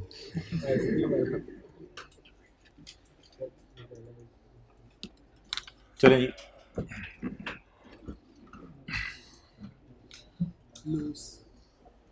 on the acquisition date, यानी ये सारी चीज़ें वर्किंग वन में जानी है। On the acquisition date the carrying value of SL net assets was equal to the fair value except for inventory. भैया जिसमें सुननी है वो से, except for inventory which was carried at ₹10 million and at a fair value of ₹15।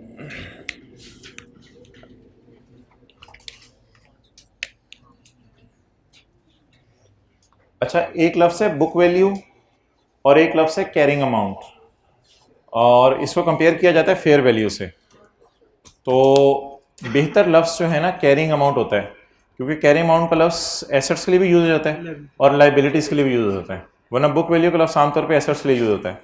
तो इसलिए जब भी कभी कंपेयर करना हो कैरिंग अमाउंट को और फेयर वैल्यू को, तो बेहतर है कि लफ्ज़ कैरिंग अमाउंट बोलें, ना कि बुक वैल्यू बोलें। तो मैं एक वर्किंग करने लगा हूँ जिसमें मैं कैरिंग अमाउंट्स को कंपेयर करूँगा रीवैल्यूड अमाउंट से, ताकि मेरा रिवैल्यूएशन सरप्लस या लॉस आ जाए। May be revaluation surplus, may be revaluation loss. सबसे पहले inventory. Inventory was carried at 10 million। यकम अप्रैल को सब्सिडरी की किताबों में कितने की थी? 10 million की, लेकिन इसकी मार्केट में वैल्यू क्या थी? 15 million। अब सऊदी किंग हमें विजिट करेगा कि इस 10 वाली को 15 पे लेके जाओ, बिकॉज इस 10 वाली को 15 पे लेके जाना इसलिए जरूरी है ताकि सऊदी किंग की इक्विटी में जान पैदा हो। याद रखिएगा, सऊदी किंग को कंसर्न होता है ये वाली इक्विटी बढ़ाने में, सऊदी किंग को कंसर्न होता है ये वाली इक्विटी बढ़ाने में, ताकि ये जितनी जानदार होगी उतनी इन्वेस्टमेंट की प्राइस अच्छी लगेगी। तो इसलिए इस अर्निंग को तोड़ना ही पड़ेगा। अच्छा, असर का अलार्म तो नहीं लगाया हुआ, असर तो 5:30 होती है।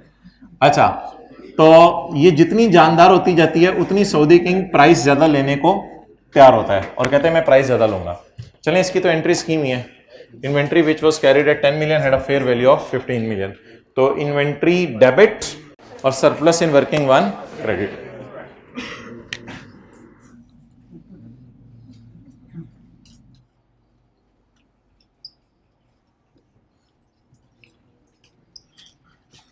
अच्छा, ये जो मैंने काली पट्टी लगाई है ना, तो ये जितनी भी ट्रांजैक्शंस हैं, इन ट्रांजैक्शंस की ना, transaction number A B C, असल में इनकी आज दो एंट्रीज होनी है, दो एंट्रीज होनी है। तो पहली एंट्री मुझे करवा दें। इन्वेंट्री की कैरिंग अमाउंट 10, 15, तो revaluation surplus slash loss, revaluation surplus slash loss कितना? 5 रुपए की एंट्री बता दें। Inventory debit, revolution surplus in working 1 credit, 5 रुपये से। चलेंगे, इन्वेंट्री किधर है? इन्वेंट्री डेबिट और रिवोल्यूशन सरप्लस। असल में सऊदी किंग को डर यह है कि 10 रुपए की उसने चीज खरीद के रखी हुई है, हमारे जाने के बाद 15 की बेच देगा और 5 रुपए का प्रॉफिट सारा वो कमा लेगा। हालांकि ये 10 वाली चीज सऊदी किंग के होते हुए मार्केट में कितने की हो गई थी? 15 की हो गई थी। तो ये सऊदी किंग प्री वाली अर्निंग में जान पैदा कर रहा है। अच्छा, मुझे ये लग रहा है कि स्टॉक का ग्रॉस प्रॉफिट टाइप कोई चीज बुक हो रही है और आपको इन्वेंट्री का स्टैंडर्ड मना करता है कि फोरसीन गेन्स रिकॉर्ड नहीं करने। 10 वाली चीज बाजार में अगर 15 की बिकनी है तो आपको रिकॉर्ड करने की जरूरत नहीं। लेकिन IFRS 3 और 10 जो कि कंसोलिडेशन का स्टैंडर्ड है वो कहता है फोरसीन गेन ना। इसको सोचो, ये सऊदी किंग ने 10 रुपए वाली चीज खरीद के रखी हुई थी, जैसे सऊदी किंग ने कोई 10 रुपए वाली लैंड खरीद के रखी हो और जब सऊदी किंग जा रहा हो वो 20 रुपए की हो गई हो, तो सऊदी किंग तो कहेगा ना मेरी चीज 20 रुपए वाली है। तो सऊदी किंग ने 10 रुपए वाली इन्वेंट्री खरीद के रखी हुई थी और जिस दिन जा रहा था उस दिन 15 की हो गई थी, तो इस 15 के 5 पे किसका हक है? सऊदी किंग का हक है। तो जब सऊदी किंग का हक है तो सऊदी किंग की इक्विटी में जान पैदा करें ताकि वो अच्छी प्राइस आपसे मांग सके। इस ट्रांजैक्शन का ऑब्जेक्टिव ये होता है। क्लियर होगी बात? तो ये एडजस्टमेंट तो कई दफा क्लास में की हुई है। तो बुक वैल्यू को किस पे ले गए? फेयर वैल्यू पे। कितना सरप्लस आ गया? Inventory debit, surplus in working 1 credit. On acquisition dates, the carrying value of subsidiary assets was equal to fair value except a value of plant which was impaired by 3 million. तो अब book value और market value दिया, direct impairment loss दिया है। ये on acquisition date वाला या after acquisition date वाला? आफ्टर एक्विजिशन डेट वाला तो कोई लॉसेस शायद SRE में जाए, ये सोचने की बात है। लेकिन ये तो ऑन एक्विजिशन डेट वाला है, तो ये कहां जाना है? वर्किंग 1 में जाना है। तो इंपेयरमेंट लॉस इसका नाम है, तो मैं नाम बदल नहीं रहा, ठीक है। लॉस है, रिवोल्यूशन लॉस नहीं, इंपेयरमेंट लॉस है। किसके ऊपर? PP के ऊपर। कितना लॉस है? तो ये तो सरप्लस था और ये 3 का क्या है? लॉस। कौन सा लॉस? Impairment loss. बुक करेंगे loss. Impairment loss in working 1, बोले बोले बोले बोले। Impairment loss in working 1 debit and PP जी अमाउंट। बल्कि एक सवाल हमने किया था जिसमें पहले हमने रिवोल्यूशन लॉस बुक किया था और बाद में इंपेयरमेंट लॉस बुक किया था। दोनों लॉस हमने कैलकुलेट करके देखे थे। असल में हमने सऊदी किंग को जाके कहा भाईजान ये प्लांट पे से कपड़ा उठाओ। सऊदी किंग ने कपड़ा उठाया, आवाज आई ची। हमने कहा ये प्लांट में तो कोई जान नहीं है सऊदी किंग, तेरे जाने के बाद मैं प्लांट बेचूंगा, मुझे नुकसान हो जाएगा, चल बर्दाश्त कर इस नुकसान को। अब ये प्लांट प्लूंट बिक के नुकसान नहीं बर्दाश्त होते, ये बस रिकॉर्ड कर लेंगे हम लॉस, ताकि सऊदी किंग की इक्विटी के अंदर जान खत्म हो। Impairment loss in working 1 debit, ये लॉस असल में ना अर्निंग को कम करा होता है। Impairment loss in working 1 debit जी, और PP क्रेडिट -3। ये दोनों एंट्रीज हमने की हुई है पहले, ए भी की हुई है, बी भी की हुई है।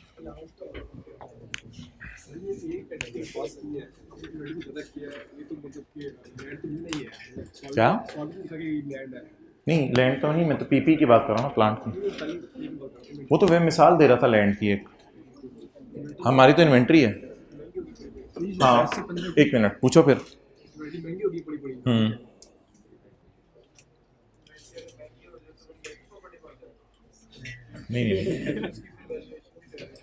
नहीं। अच्छा एक बात याद रखिएगा भाई, एक्विजिशन डेट पे ना डेटर में गेन लॉस आ जाए तो उसको प्रोविजन फॉर डाउटफुल डेट नहीं कहना। एक्विजिशन डेट पे इन्वेंट्री में लॉस आ जाए उसको NRV लॉस नहीं कहना। एक्विजिशन डेट पे डेटर में गेन लॉस आए उसको रिवोल्यूशन सरप्लस रिवोल्यूशन लॉस कहना है। या ये 16 नहीं है, या IFRS 3 और 10 पढ़े हम। एक्विजिशन डेट पे इन्वेंट्री पे गेन लॉस आए उसको आपने क्या कहना है? Revolution surplus revolution loss. किसी चीज पे भी गेन लॉस आ जाए तो उसको रिवोल्यूशन सरप्लस रिवोल्यूशन लॉस कह दें, या कोई प्लांट वगैरह तो इंपेयरमेंट लॉस भी कह दें, तो कोई हर्ज नहीं। लेकिन इसको IAS 16 वाला सरप्लस लॉस नहीं समझना, यह IFRS 3 वाला सरप्लस लॉस है। तो इसलिए मैंने कहा था इन्वेंट्री की एंट्री भी वही हुआ करेगी जो PP की होती है, या जो लैंड की होती है, बिल्डिंग की होती है। इन्वेस्टमेंट डेबिट, इन्वेंट्री डेबिट और revolution surplus in working 1 credit. अच्छा एक स्टैंडर्ड हमने पढ़ा नहीं हुआ, दैट इज IAS 37। इससे पहले आप मुझे बता दें, any asset whose carrying amount is ₹0 always and but have a fair value for consolidation purpose and has a fair value for consolidation, लेकिन उसकी fair value जरूरी होती है consolidation के लिए। कौन बोल रहा है, क्या बोल रहा है, सही बोल रहा है, और सोचें बाकी लोग, इसने बता दिया। ऑलवेज जीरो मैंने बोला, और मैं बड़ी वसूख से बात कर रहा हूं, always that have a carrying amount of zero. Internally generated brand of subsidiary, internally generated method of subsidiary, internally generated customer list of subsidiary, internally generated publishing title of subsidiary. ये चार चीजें थी जिसको IAS 38 सेपरेट फाइनेंशियल स्टेटमेंट में record करने से मना कर दो। तो एनी एसेट का नाम मुझे आपने बताना है, बोलें। हाँ, वो भी internally generated brand mastheads publishing title of subsidiary. Asset आपने बता दिया, लाइबिलिटी मैं बताऊंगा क्योंकि अभी हमने एक स्टैंडर्ड पढ़ा नहीं हुआ। अब मैं आपसे सवाल पूछ रहा हूं, any liability whose carrying amount is always zero but have a fair value for consolidation point of view। यार कंसोलिडेशन में तो हमने उल्टा के चीजें बदल ही दी है ना, जमीन आसमान का फर्क डाल दिया है। 10 रुपए की इन्वेंट्री को उठा के 15 रुपए पे ले गए हैं। IAS 2 रो के थक गया था कि 10 रुपए की इन्वेंट्री को 15 पे ना लेके जाना। 10 रुपए की इन्वेंट्री को 8 पे ले जाओ, 7 पे ले जाओ, 6 पे ले जाओ, 10 रुपए की इन्वेंट्री को 15 पे लेके जाने की कोई तुक नहीं है। लेकिन IFRS 310 के अंदर तो पूरी कहानियां बदल गई हैं, क्योंकि डील होने लगी है तो डील फेयर वैल्यू के ऊपर ही होगी। डील जो है वो सऊदी किंग के साथ बुक वैल्यूज पे चीजों की नहीं हो सकती। तो IAS 2 शू और IAS 38 तो लगने ही बंद हो गए हैं अब। तो सारी चीजों को उठा के बुक वैल्यू से कहां लेके जाना पड़ा है हमें, फेयर वैल्यू के ऊपर। सारे स्टैंडर्ड्स की धज्जियां बखेर दी हमने। ये मोहतरम है contingent liability. Contingent liability, it is only disclosed in financial statements and no journal entry is passed in separate financial statements। contingent liability क्या होती है? contingent liability ये होती है, contingent liability क्या होती है? contingent liability ऐसा कोर्ट केस होता है जिसमें लूज करने का चांस कम हो। IAS 37 में हम पढ़ेंगे, केस में लूज करने का चांस कम है ना तो लाइबिलिटी बुक ना करो। समझ आ रही है बात? केस लूज करने का चांस, आपके खिलाफ किसी ने केस कर दिया, आंखें बंद करके सोचें, आपके खिलाफ किसी ने केस कर दिया और लूज करने का आपका कोई चांस नहीं है, कोई एंट्री बताएं ना करें, डिस्क्लोज कर दें यूजर को, यार बड़ा मसला हो गया है, बंदे आए थे बंदे लेके और उन्होंने हमारे खिलाफ क्या कर दिया, केस कर दिया। और केस इस बात के ऊपर किया कि ये कॉलेज के अंदर ये बच्चे बाहर खड़े होते हैं और गप्पे मारे होते हैं और सड़क और ये और वो और सर्विस लेन और ये और वो, इस किस्म का हमारे खिलाफ केस हो गया, कॉलेज वाले कह रहे हैं। लेकिन हमारे केस हारने का इंशाल्लाह कोई चांस नहीं है, हम जीत ही जाएंगे, हम सड़क ही पूरी करा लेंगे तो हम जीत जाएंगे, हमारे केस हारने का कोई चांस नहीं है। तो ऐसे कोर्ट केसेस जिनको IAS 37 ये कहेगा कि हारने का चांस क्या है, कम है। एक हमने पढ़ी थी कॉन्टिंजेंट कंसिडरेशन, वो कुछ और थी, वो ये थी, बिल्कुल वो और बात थी, वो जमीन आसमान का फर्क था। वो ये था कि सऊदी किंग अगर सब्सिडरी ने अच्छा परफॉर्म किया तो तुम्हें और पैसे दे देंगे, सब्सिडरी ने बुरा परफॉर्म किया तुम्हें पैसे नहीं देंगे। डू नॉट मिक्स इट, इसके साथ मिक्स ना करें। ये IAS 37 है, ये वाला ऊपर वाला IAS 38 था, ये IAS 37 है। IAS 37 एक स्टैंडर्ड है जो क्या कहेगा, जल्दी बताएं, केस हारने का चांस कम है तो जर्नल एंट्री ना करो, केस हारने का चांस ज्यादा है तो जर्नल एंट्री कर लो। एक्सपेंस डेबिट पेएबल टू दुश्मन क्रेडिट, अगर केस हारने का चांस है तो एंट्री करो एक्सपेंस डेबिट पेएबल टू दुश्मन क्रेडिट। लेकिन अगर जज साहब या लॉयर की बातों से आपको लग रहा है कि आप इंशाल्लाह केस नहीं हारेंगे तो IAS 37 क्या कहेगा, कोई एंट्री लेकिन कुछ ना कुछ यूजर को बता तो देना कि मसला पुसला है, फड्डा हो सकता है। तो ये सिर्फ डिस्क्लोज किया जाता है सेपरेट फाइनेंशियल स्टेटमेंट में, जर्नल एंट्री पास नहीं की जाती। लेकिन कंसोलिडेशन पर्पज में इस कोर्ट केस की भी क्या लगवाई जाएगी, फेयर वैल्यू, जो किताबों में क्या हुआ होगा, सिर्फ डिस्क्लोज, किताबों में डिस्क्लोज हुआ होगा, लेकिन कंसोलिडेशन पर्पस के लिए हमें उसकी फेयर वैल्यू लगानी पड़ेगी। नोट कर लें कोर्ट केस की, कि हमारे ख्याल से लॉयर को कितने पैसे देने पड़ेंगे। जाने मैच क्रिकेट का, अच्छा चलो, अच्छा आना तो चाहिए, मुझे भी ले जाओ। किधर जा, क्या जी, हॉस्पिटल जाने, आपको बंदा इसके साथ भी जाएगा। अच्छा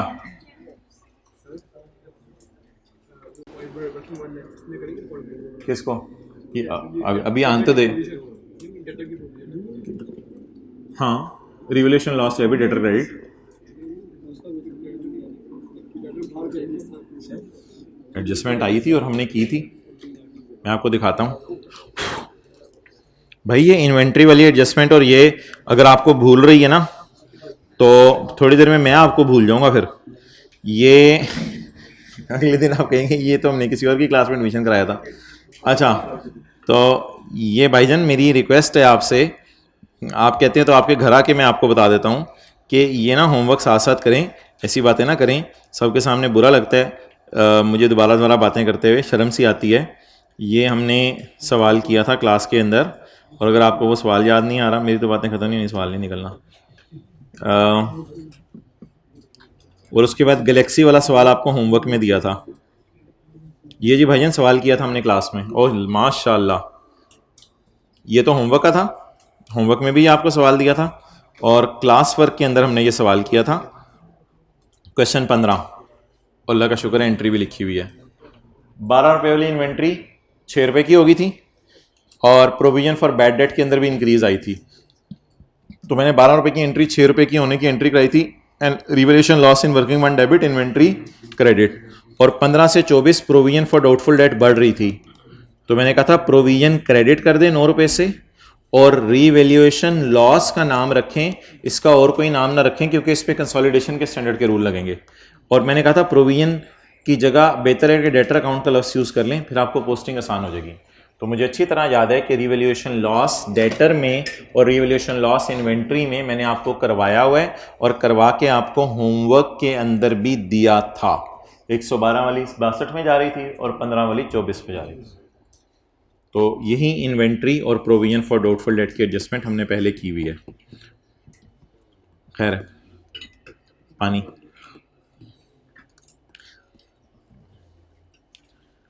अच्छा अब इसकी एंट्री इतनी आसान है कि आई होप कि 90% बच्चे इसकी एंट्री बता देंगे।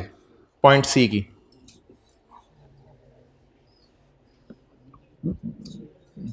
कुछ भी नहीं, 0 और 6, 0 6 के साथ यहीं पे 0 6 के साथ carrying amount, 0 carrying amount 0 0 excellent. A contingent liability, case हारने का लिटिल चांस, उर्दू में ये तर्जुमा बनेगा ना, कंटिंजेंट लायबिलिटी। कंटिंजेंट होती है डिपेंडेंट, जज के फैसले के बाद ही पता चलेगा। A contingent liability is disclosed, entry नहीं हुई, एंट्री नहीं हुई, बल्कि यहां लिखा होना चाहिए था, क्योंकि आपने IAS 37 नहीं पढ़ा हुआ ना, इसलिए यहां लिखा होना चाहिए था इज जस्ट डिस्क्लोज्ड। ये जस्ट क्या हुई है, सिर्फ किताबों में डिस्क्लोज हुई है। If it is disclosed then please cut the 9। और 9 क्यों मैं कट कर रहा हूं, इंशाल्लाह IAS 37 में पढ़ाऊंगा तो आप कहेंगे ओ अच्छा 9 की तो कोई एंट्री नहीं हुई होगी। जैसे मैंने आपको कहा था इंटरनली जनरेटेड ब्रांड की नहीं हुई, आपने कहा हाँ IAS 38 हमने पढ़ा हुआ है। तो इसी तरह इंशाल्लाह एक दिन आएगा कि आप IAS 37 पढ़ने के बाद कहेंगे अच्छा ये 9 तो डिस्क्लोज ही हुआ है ना सर, सिर्फ हमने तो इसकी जनरल एंट्री सोचनी है। तो बता दें 9 धोखा है, 9 धोखा है, 9 पंजाबी वाली 9 नहीं अच्छा ये 9 रुपए क्या है, धोखा है, 9 धोखा है। तो कैरिंग अमाउंट 0, लेकिन फेयर वैल्यू क्या है इसकी? 6। बताएं जी, लाइबिलिटी क्रेडिट होगी कितने से? 6 से। वर्सेस वाली कैलकुलेशन कर लेना, 0 से 6 पे लेके जाना है। और debit expense in working, loss in working 1 कर दें, जो मर्जी नाम रखें उससे कोई फर्क नहीं पड़ता, वह वर्किंग 1 में लेके जाना है। Expense in working 1 debit and liability credit. It was not recorded in books. Contingent liability, it is only disclosed in separate financial statements. It is only disclosed in separate financial statements and no journal entry is passed in से। तो 9 रुपए तो धोखा है, वो तो हमने बताया हुआ है, हमारा ख्याल है शायद 9 देने पड़े, लेकिन जर्नल एंट्री हमने कुछ नहीं की हुई। कैसे पता चला? डिस्क्लोज किया हुआ है सिर्फ। आप बता दें ये इंटरनली जनरेटेड ब्रांड टाइप कोई चीज है जो किताबों में नजर नहीं आ रही, लेकिन हमने लेके किस पे जानी है? बताएं। यहां से बस यहां ये नहीं लिखना, नो नहीं लिख देना गलती से। ओहो अच्छा इतना होगा, तो यहां आपने नो नहीं करना इसको। तो 0 को 6 पे लेके चले जाएं, तो 6 का क्या आ जाएगा? आपको पता है लाइबिलिटीज बढ़ने से लॉस आता है। लाइबिलिटीज बढ़ने से लॉस आता है। एंट्री बताएं। एक्सपेंस इन वर्किंग 1 डेबिट, एक्सपेंस इन वर्किंग 1 डेबिट, लाइबिलिटी क्रेडिट कितने से? 6 से। पोस्ट करेंगे कितना?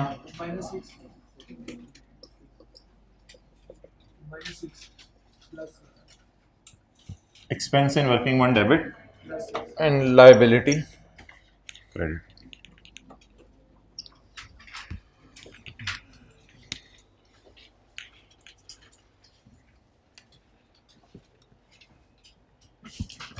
नोट कर लें ये।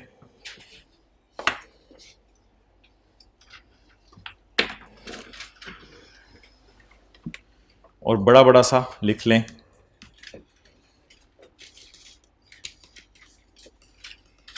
कॉन्टिंजेंट लायबिलिटी की कैरिंग अमाउंट क्या होती है? 0।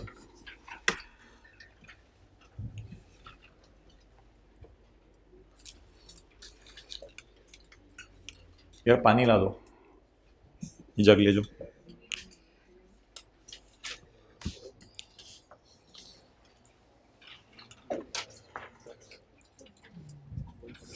यार वो इसी चलाओ ना भाई, स्टूडेंट्स ने बंद किया हुआ है तो स्टूडेंट चला दे। डेंट्स ने बंद किया हुआ है ना।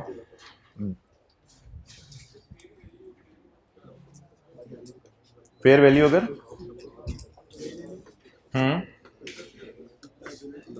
लाइबिलिटी है ना, ये मोहतरम ये दोनों एसेट्स हैं, ये लाइबिलिटी है।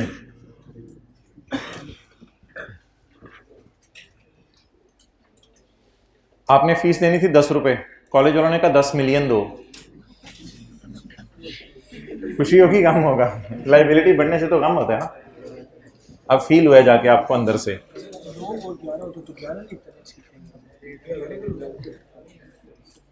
कैरिंग अमाउंट हमेशा 0 है।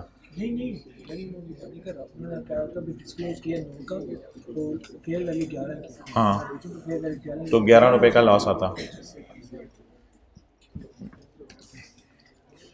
अच्छा भाईजान, मैंने तो काली पट्टी के नीचे वाली बातें बतानी थी, आपने तो मुझे चिट्टी वाली बातों के अंदर ही टाइम लगवा दिया है। मैंने तो काली पट्टी के नीचे वाली बातें बतानी थी। देख लें सारे पानी कैसे डलता है यार। तो एडजस्टमेंट काली पट्टियां, जज़ाकल्लाह भाई।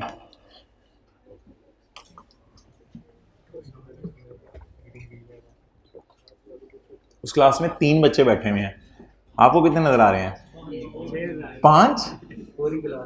पूरी क्लास उतनी नहीं गए, इसमें मसला है। पाँव देख के आए, सीधे हैं उल्टे हैं? वो बकर कैमरा करें जरा, वो क्लास दिखाएं, कैमरा उल्टा करें, हाइब्रिड क्लास दिखाएं। नहीं हो सकता, पूरा उल्टा नहीं हो सकता, ये उल्टी नहीं हो सकती ये। अच्छा चलो यार, अब पेपर में इन चीज़ों पे टाइम ना लगाना जितना टाइम आपने ज़ाया कर दिया है। बस इनको एक दफ़ा पढ़ लें और डायरेक्ट इनकी पोस्टिंग बता दें। इन्वेंट्री की बुक वैल्यू 10 है। सौदी किंग ने कहा मेरे जाने के बाद तुमने 15 की बेच देनी है, तो ऐसा करो 5 का सरप्लस मुझे दे दो। तो 5 के सरप्लस की एंट्री बता दें क्या होगी? इन्वेंट्री डेबिट और सरप्लस, ये हमने बुक कर लिया सरप्लस। अच्छा, the value of plant was impaired by 3, हमने कंसोलिडेशन पर्पस के लिए प्लांट को इंपेयर कर लिया, सब्सिडरी ने इंपेयर नहीं किया हुआ था तो हमने इंपेयर कर लिया। Impairment loss in working one debit and PP. एक बार याद रखिएगा, जो चीजें वर्किंग वन में जाती है ना, एक वैसे हिंट दे रहा हूं, वो वर्किंग 5 में कभी नहीं जाती। वर्किंग 5 में एसआरई टाइप चीजें जाती हैं, वर्किंग 1 टाइप चीजें कभी नहीं जाती हैं वर्किंग 5 में। और a contingent liability which was recorded in books at ₹0 but has a fair value of 6, so expense debit in working one and liability credit। ये हमने इम्पेयरमेंट लॉस किस दिन रिकॉर्ड किया है? नहीं, मुझे डेट बताओ ना। यकम अप्रैल। ये हमने इम्पेयरमेंट लॉस किस दिन रिकॉर्ड किया कंसोलिडेशन पर्पस के लिए? यकम अप्रैल को। यकम 2 अप्रैल कौन बोल रहा है? काली पट्टी के नीचे इसने चाती मारी है यार, ये चाहता है पूरा, तो क्या कर रहे हैं यार? 2 अप्रैल कहां से हो गया? काली पट्टी के नीचे से देख रहा है, यानी काली पट्टी के नीचे से देख रहा है। खुदा का खौफ कर यार, कहां से 2 अप्रैल नजर आया? कहीं 2 अप्रैल नजर आ रहे व्हाइट बोर्ड पे? हद होगी यार। अच्छा बस कर जाएगा ना, हर वक्त फैसलाबाद बनाया होता है।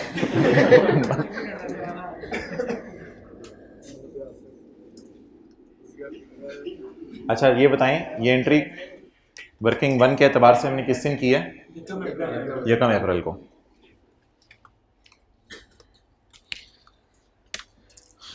सब्सिडरी ने अपनी सेपरेट फाइनेंशियल स्टेटमेंट्स में अगले दिन, हम तो यकम अप्रैल को ये एंट्री कर चुके हैं, सब्सिडरी ने अपनी सेपरेट फाइनेंशियल स्टेटमेंट्स में अगले दिन ये एंट्री कर ली। बाप सुबह एंट्री करके जाए, सुबह यकम अप्रैल को, बेटा 2 अप्रैल को आके वही एंट्री कर दे।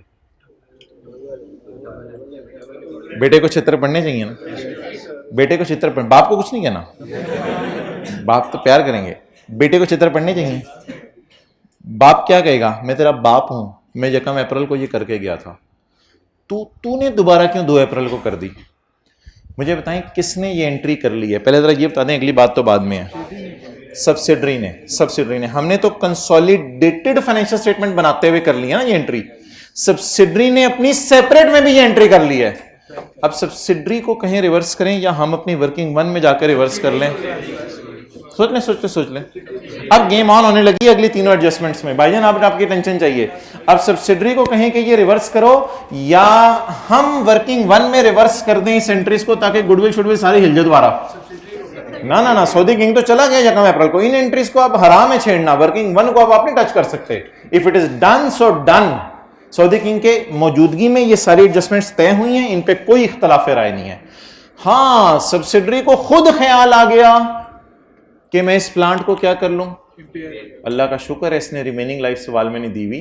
रिमेनिंग लाइफ देनी बनती भी नहीं थी कि हमने भी इंपेयर कर लिया, उसने भी इंपेयर कर लिया। तो जब वो इंपेयर कर चुका है तो फिर डेप्रिसिएशन वो सही रिकॉर्ड कर रहा है, डेप्रिसिएशन का तो फटा ही नहीं है। ठीक है, अब मुझे ये बता दें, हम सही करें या सब्सिडरी को सही? हम अपनी कंसोलिडेशन पर्पस के लिए वर्किंग 1 में दोबारा उल्टाएं या सब्सिडरी से रिक्वेस्ट करें तो उल्टा दे? सब्सिडरी से रिक्वेस्ट करें तो उल्टा दे। क्यों?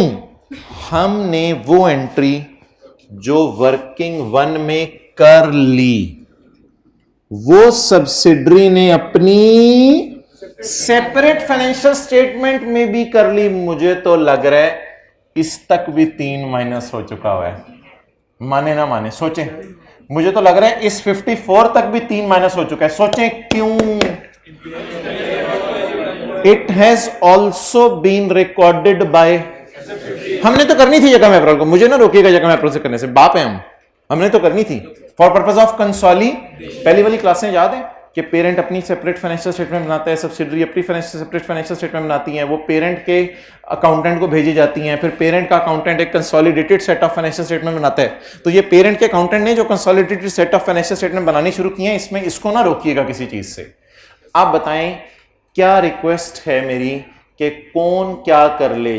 वो काम, बोले जो काम हम वर्किंग 1 में कर चुके हैं। ये लफ्ज मैंने इस पट्टी को भी हटा के बुलवाने, इस पट्टी को भी हटा के बुलवाने। जो काम हम वर्किंग वन में कर चुके हैं, अगर वो काम सब्सिडरी भी सेपरेट फाइनेंशियल स्टेटमेंट्स में कर ले तो हम रिवर्स करें या सब्सिडरी को रिवर्स करें? अच्छा मुझे बताएं जरा, सब्सिडरी को रिवर्स कैसे करवाएं? इम्पेयरमेंट लॉस उल्टाने की एंट्री को बंदा बता सकता है क्लास में? नहीं, पहले मुझे P&L टाइप को एंट्री बताने की कोशिश करें। इम्पेयरमेंट लॉस उल्टाने की एंट्री, यार ये देखो ना, उल्टाने की एंट्री, पीपी डेबिट और इम्पेयरमेंट लॉस क्रेडिट। लेकिन 2 अप्रैल का मतलब है आफ्टर एक्विजिशन। 2 अप्रैल का क्या मतलब है?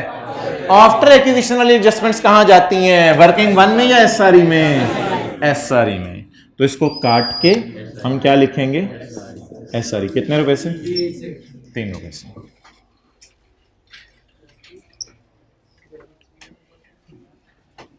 रिवर्सल ऑफ इम्पेयरमेंट लॉस, इससे खुशी होगी। सर खुशी कौन सी बुक कर रहे हो भाई? खुशी कोई नहीं, उसने गम बुक किया है, उससे मैं उल्टा रहा हूं। अच्छा इस तरह की एडजस्टमेंट ना आई कैप में 3 दफा आई हुई है। इस तरह की एडजस्टमेंट, जो काम हम कर चुके हैं वो सब्सिडरी ने भी कर लिया, तो सब्सिडरी को हम कह दिया करेंगे उल्टा दो। इस तरह की एडजस्टमेंट 3 दफा आई हुई है, लेकिन 3 डिफरेंट अटेम्प्ट्स में आई हुई है। तो मैंने उन तीनों को यहां इसलिए इकट्ठा किया है ताकि एक ही रिदम में ये सारा कॉन्सेप्ट हमें पक्का हो जाए। ये एडजस्टमेंट अगर आप कर देना तो कमाल हो जाए। एक मिनट, अगर कोई नोट करे यार, कैमरा उधर करो। 2 अप्रैल है या यकम अप्रैल है? 2 अप्रैल है। तो प्री यानी प्री वाली कोई एडजस्टमेंट है या यकम अप्रैल के बाद वाली है? बाद वाली। और आपको पता है क्लोजिंग माइनस प्री पोस्ट वाली एडजस्टमेंट इधर होती हैं, तो इसलिए पीपी डेबिट और एसआरई क्रेडिट।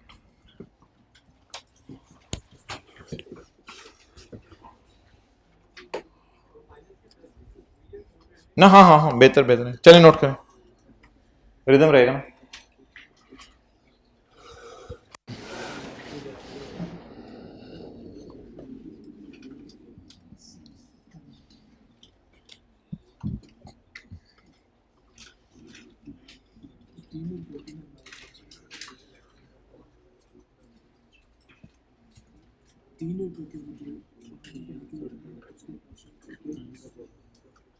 हाँ जी भाई, आप अगली एडजस्टमेंट पढ़ के इस पे जान मारे हो।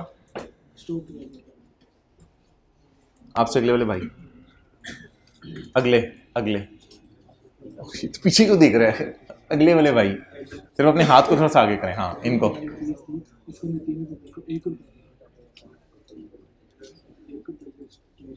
वो खुदा के लिए ये पेरेंट टू सब्सिडरी या सब्सिडरी टू पेरेंट वाली कोई चीज़ नहीं है, ना P2S वाली चीज़ है ना S2P वाली चीज़ है। अनसोल्ड के चक्कर में ना पड़िएगा।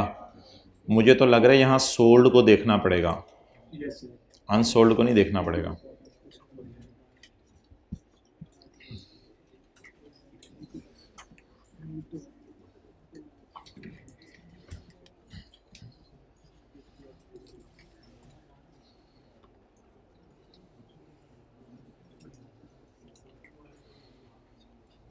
ओके इधर देखें जी,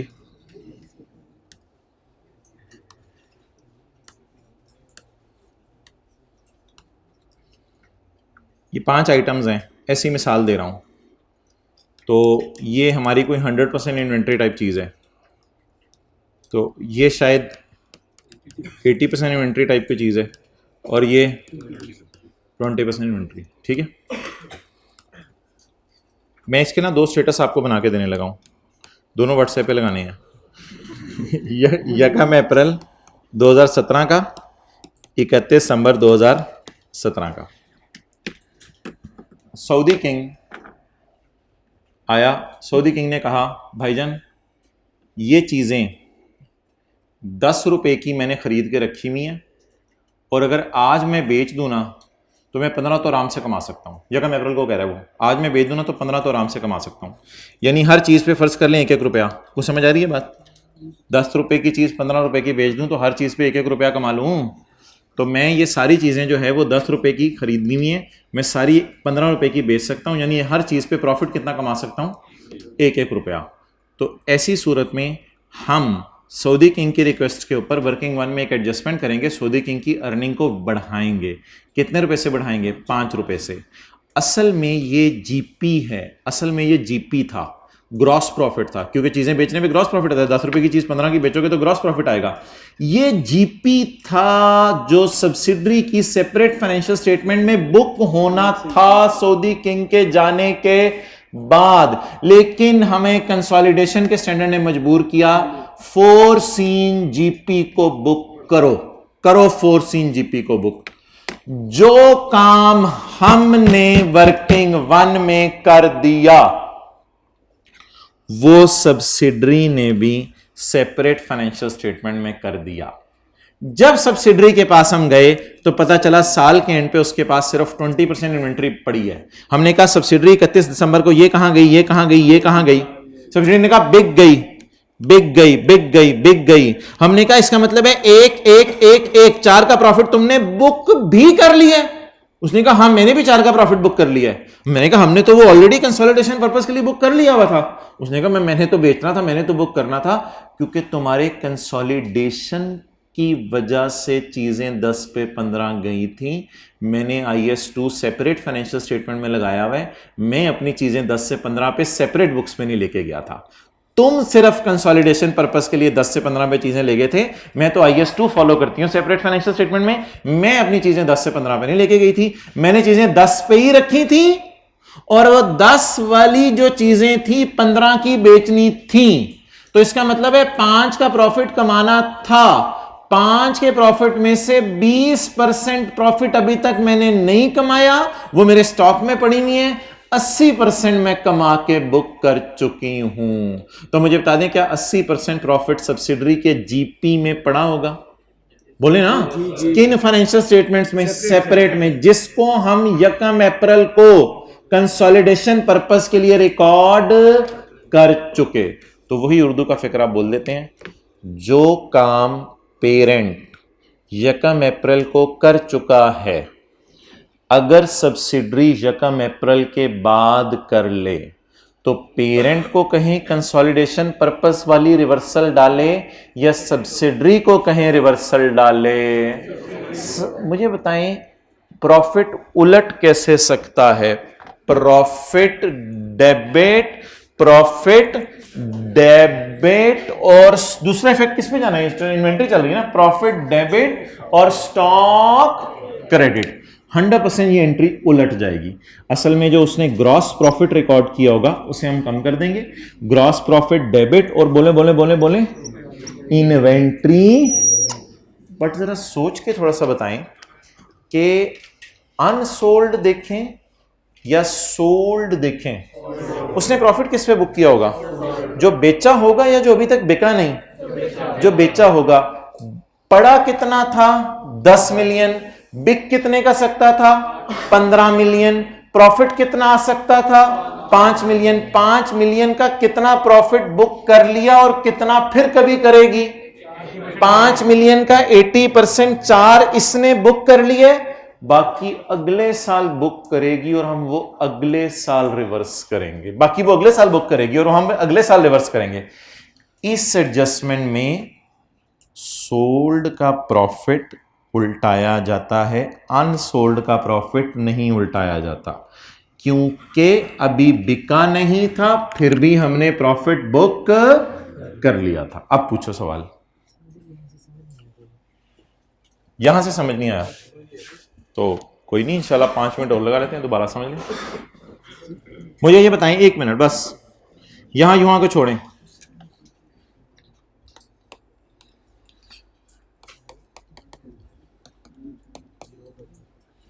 IS2 क्या कहता है? 5 रुपए का प्रॉफिट बुक कर लूं? नहीं। कंसोलिडेशन का स्टैंडर्ड कहता है कि प्रॉफिट बुक करो। तो यहां यूं से समझ नहीं आया तो उसको छोड़ें। कंसोलिडेशन का स्टैंडर्ड कहता है प्रॉफिट बुक करो। एसर का नाम बताएं। इन्वेंट्री कहते हैं इन्वेंट्री डेबिट और revaluation surplus in working one credit. अच्छा, मुझे तो ये जीपी ही फील हो रहा है। कंसोलिडेशन का स्टैंडर्ड जो मर्जी इसका नाम दे दे, सोचें जरा, जीपी टाइप की चीज़ है ना। 10 रुपए की चीज़ें 15 रुपए की बिकनी है, तो जीपी टाइप चीज़ है। ये जीपी कितना बना? 5। ये किसने बुक कर लिया? कंसोलिडेटेड फाइनेंशियल स्टेटमेंट्स में पेरेंट के अकाउंटेंट ने बुक कर लिया सेपरेट फाइनेंशियल स्टेटमेंट को छेड़े बगैर। सब्सिडरी ने अपनी सेपरेट फाइनेंशियल स्टेटमेंट में 1 अप्रैल को ये स्टॉक स्टिल किस पे रखा होगा? 10 रुपए पे। जब सब्सिडरी को कोई सेलर आया इसके पास बायर आया इसके पास, वो चीजें खरीदने लगा, तो सब्सिडरी ने इसमें से 80% चीजें बेच दी। अब अगर सब्सिडरी ने इसमें से 80% चीजें बेच दी तो सब्सिडरी के पास स्टिल कितनी पड़ी हैं? सब्सिडरी ने कितनी चीजों पे प्रॉफिट रियलाइज / रिकॉर्ड कर लिया है? उस 5 को पकड़ लें, बस डायग्राम मेरी छोड़ दें। सब्सिडरी ने कितनी पे प्रॉफिट बुक कर लिया है? 4 पर। 4 का प्रॉफिट, 4 पर नहीं मादर, 4 का प्रॉफिट सब्सिडरी ने क्या कर लिया? बुक कर लिया। कितना प्रॉफिट ऐसा है जो सब्सिडरी बुक नहीं कर सकी क्योंकि इसकी चीजें बिकी नहीं? 20%। 1 का प्रॉफिट। ये 1 का प्रॉफिट सब्सिडरी कब बुक करेगी? इस साल या अगले साल बिकने पे? जब अगले साल वो बिकेगा तो वो भी हम रिवर्स कर लेंगे। तो फिलहाल इस 4 को मैं क्या करूं, वो मैं भी रिकॉर्ड कर चुका प्रॉफिट, सब्सिडरी भी अपनी सेपरेट फाइनेंशियल स्टेटमेंट, सब्सिडरी ने क्या एंट्री की होगी अपनी सेपरेट फाइनेंशियल स्टेटमेंट में? कैश डेबिट सेल क्रेडिट और cost of sale debit inventory credit. ये एंट्री करके ऑटोमेटिकली इसने अपना जीपी बुक कर लिया होगा। तो जो सब्सिडरी जीपी बुक कर चुकी है उसको मैं क्या कर दूं? सब्सिडरी को कंसोलिडेशन पर्पस के लिए ये रिवर्स कर दूं, ये सोचते हुए कि सेपरेट किताबों में उसने कितना प्रॉफिट बुक कर लिया है? 80%। तो इस 4 रुपए की उल्टाने की एंट्री जरा बता दें। इन्वेंट्री क्रेडिट और ग्रॉस प्रॉफिट डेबिट। और खुदा ना खास्ता अगर P&L का सवाल आ गया तो मैं अभी आपको बताऊंगा क्या डेबिट होगी इसकी जगह? Cost of sale. लेकिन फिलहाल बैलेंस शीट का सवाल है तो किसको मजबूर करें? ऐसा डेबिट इन्वेंट्री। अच्छा, उर्दू का फिक्रा वो दोबारा बोल दें। जो काम हमने कंसोलिडेशन पर्पस के लिए 1 अप्रैल को कर लिया और सब्सिडरी ने वो काम 1 अप्रैल के बाद कर लिया, तो सब्सिडरी को रिक्वेस्ट करें ये तुझे काम नहीं करना चाहिए था, इस काम को तू क्या कर ले? रिवर्स कर ले। प्रॉफिट उल्टाने की entry, GP debit inventory credit. कितना उसने प्रॉफिट बुक किया है? 5 बुक किया है। 5 का 100% बुक किया है। फिलहाल 5 का कितने % बुक किया है? 80%। 4। और अगले साल इंशाल्लाह जीपी डेबिट इन्वेंट्री क्रेडिट 1 रुपए से और हो जाएगा। इसकी जगह क्या लिख दूं? एसआरई। करवाएं जी एंट्री। एसआरई डेबिट, जीपी उल्टाना है, जीपी रिवर्स और इन्वेंट्री क्रेडिट।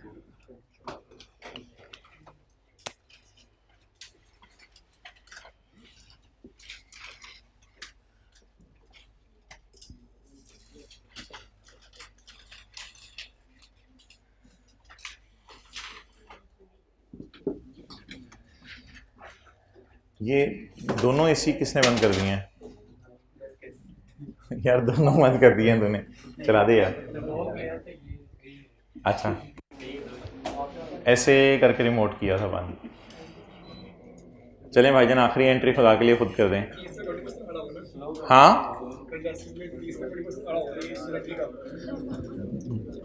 अच्छा, अब इस साइड से अगर आपने सोचना है तो इस साइड से सोच लें। थोड़ा टाइम फिर भाई लगवाना चाह रहे हैं, मैं तो कह रहा हूँ जो किया उसे उल्टा दिया करें, लेकिन भाई टाइम लगवाना चाह रहे हैं वो मैं लगा देता हूँ।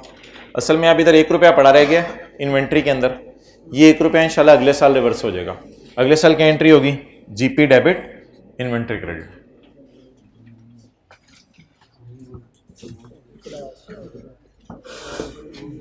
जी मोहतरम,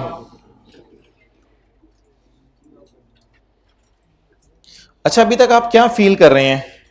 सब्सिडरी ने जितना काम किया हम उतना क्या कर रहे हैं? रिवर्स करें। सब्सिडरी ने 3 रुपए का इंपेयरमेंट लॉस रिकॉर्ड किया, हमने कहा यार उल्टा दे। सब्सिडरी ने 80% इन्वेंट्री बेची, हमने कहा यार उल्टा दे, हमने पहले ही कर लिया हुआ है। इधर देखें क्या हुआ है। Subsequent to acquisition, 1 April type कोई चीज है या 1 अप्रैल के बाद वाली कोई चीज है? 1 अप्रैल के बाद वाली चीज है। तो ये सारी जो काली पट्टी की चीजें नीचे छुपी हुई थी ये 1 अप्रैल के बाद वाली थी। Subsequent to acquisition the liability has also, लिखना चाहिए था यार आई कैप को, the liability has also been recorded by SL in its book at 4 million. मेरे ख्याल से ना अब शायद IAS 37 जब मैं आपको पढ़ाऊंगा तो अब शायद सब्सिडरी कह रही है कि केस हारने का चांस लो नहीं है बल्कि केस हारने का चांस शायद हाई हो गया है। तो मैं भी सोच रहा हूं अपनी किताबों में से बुक कर लूं। जिस लायबिलिटी को अब्बू 6 पे बुक कर चुके हैं, अगर बेटा 4 पे बुक कर ले, खुदा के लिए अब्बू को कुछ ना कहिएगा। वो एक्विजिशन डेट वाली है। सिर्फ किसको उल्टाने को कह दें? जितना बेटे ने किया। पिछले सवाल में 80% बेटे ने किया था, पिछले सवाल में 80% किया था ना बेटे ने। 20% inventory still in stock means 80% is sold by S and GP booked in separate financial statements. ऐसे ही था ना, लिख लें। Means 80% is sold by S and GP booked in separate financial statements.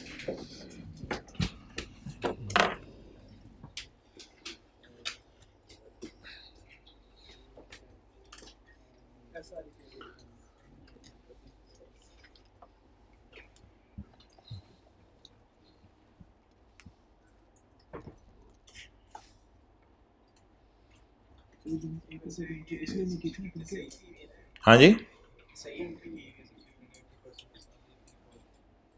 हाँ, अपनी सेपरेट फाइनेंशियल स्टेटमेंट के एतबार से उसने सही एंट्री की है, वो कोई मसला नहीं। लेकिन हम कंसोलिडेशन पर्पस के लिए बाप को पहले ही एंट्री करके चला गया था।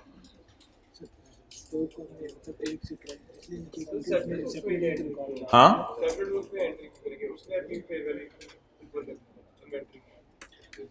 भाई का सवाल है, वो सब्सिडरी पागल है अपनी सेपरेट फाइनेंशियल स्टेटमेंट्स में फेयर वैल्यू के ऊपर चीज़ों को लेके जाए। बिल्कुल इनका सही सवाल है। सब्सिडरी पागल नहीं है, अपनी सेपरेट बुक्स के अंदर फेयर वैल्यू पे लेके जाए। सब्सिडरी चीख चीख के पुकारी है 20% स्टॉक मेरा पड़ा है। इसका मतलब है 80% स्टॉक जो सब्सिडरी ने है वो बेचकर जीपी एक्चुअल रियलाइज करा लिया, और IS2 नहीं IFRS 15 इसकी इजाजत देता है कि चीज बिक गई है तो प्रॉफिट बुक कर लो। ये अनरियलाइज टाइप चीज नहीं है। सब्सिडरी ने सेपरेट फाइनेंशियल स्टेटमेंट में जो बुक की है 80%, it is all realised as per IFRS 15। इसमें अनरियलाइज प्रॉफिट कुछ नहीं है। 20% उसके स्टॉक में पड़ी हुई है ना, तो 80% चीजें कहां गई होंगी? 20% इन्वेंट्री इज सोल्ड, तो इन्वेंट्री इज इन स्टॉक, तो बाकी 80% चीजें सब्सिडरी की जो पड़ी हुई थी यकम अप्रैल से 31 दिसंबर, वो कहां गई होंगी? सेल कर दी हैं। तो सेल करके कैश डेबिट सेल क्रेडिट, और cost of sale debit inventory credit, और सेल और कॉस्ट ऑफ सेल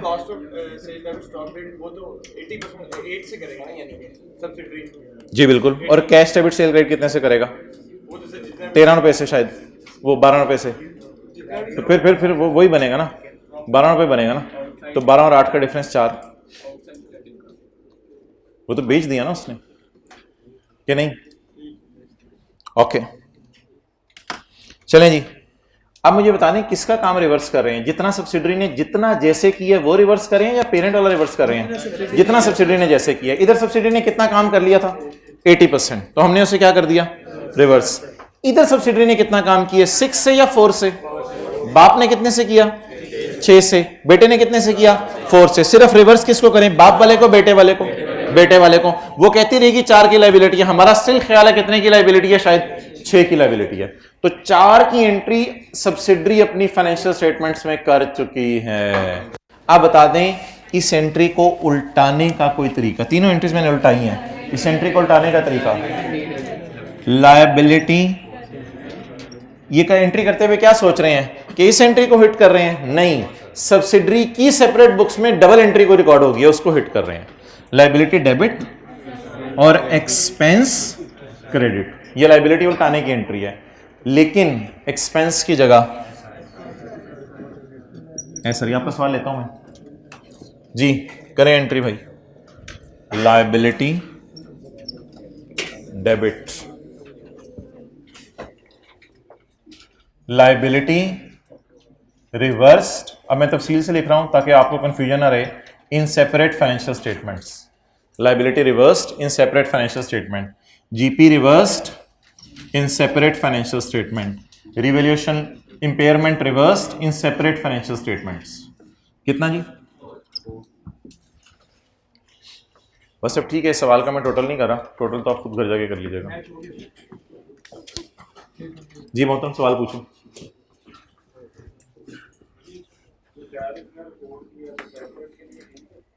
हाँ, उसमें तो कोई मसला नहीं, लेकिन मैं इस वजह से एतराज है कि हमने कंसोलिडेशन पर्पस के लिए कर लिया था ना 5 रुपए का। को एक से इसलिए क्रेडिट नहीं किया कि हमने कंसल्टेशन में से किया था, उधर इधर आए थे तो इसी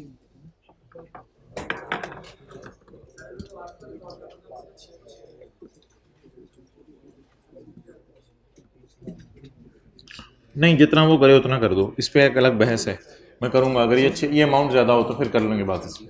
अगर उसने एक रिकॉर्ड किया होता तो सिर्फ हम एक को एक रिवर्स करते हैं, मैं पहले जो सोचा ना 20% वो नहीं, वो 4 के लिए जितना सोल्ड है उतना रिवर्स करना है बस।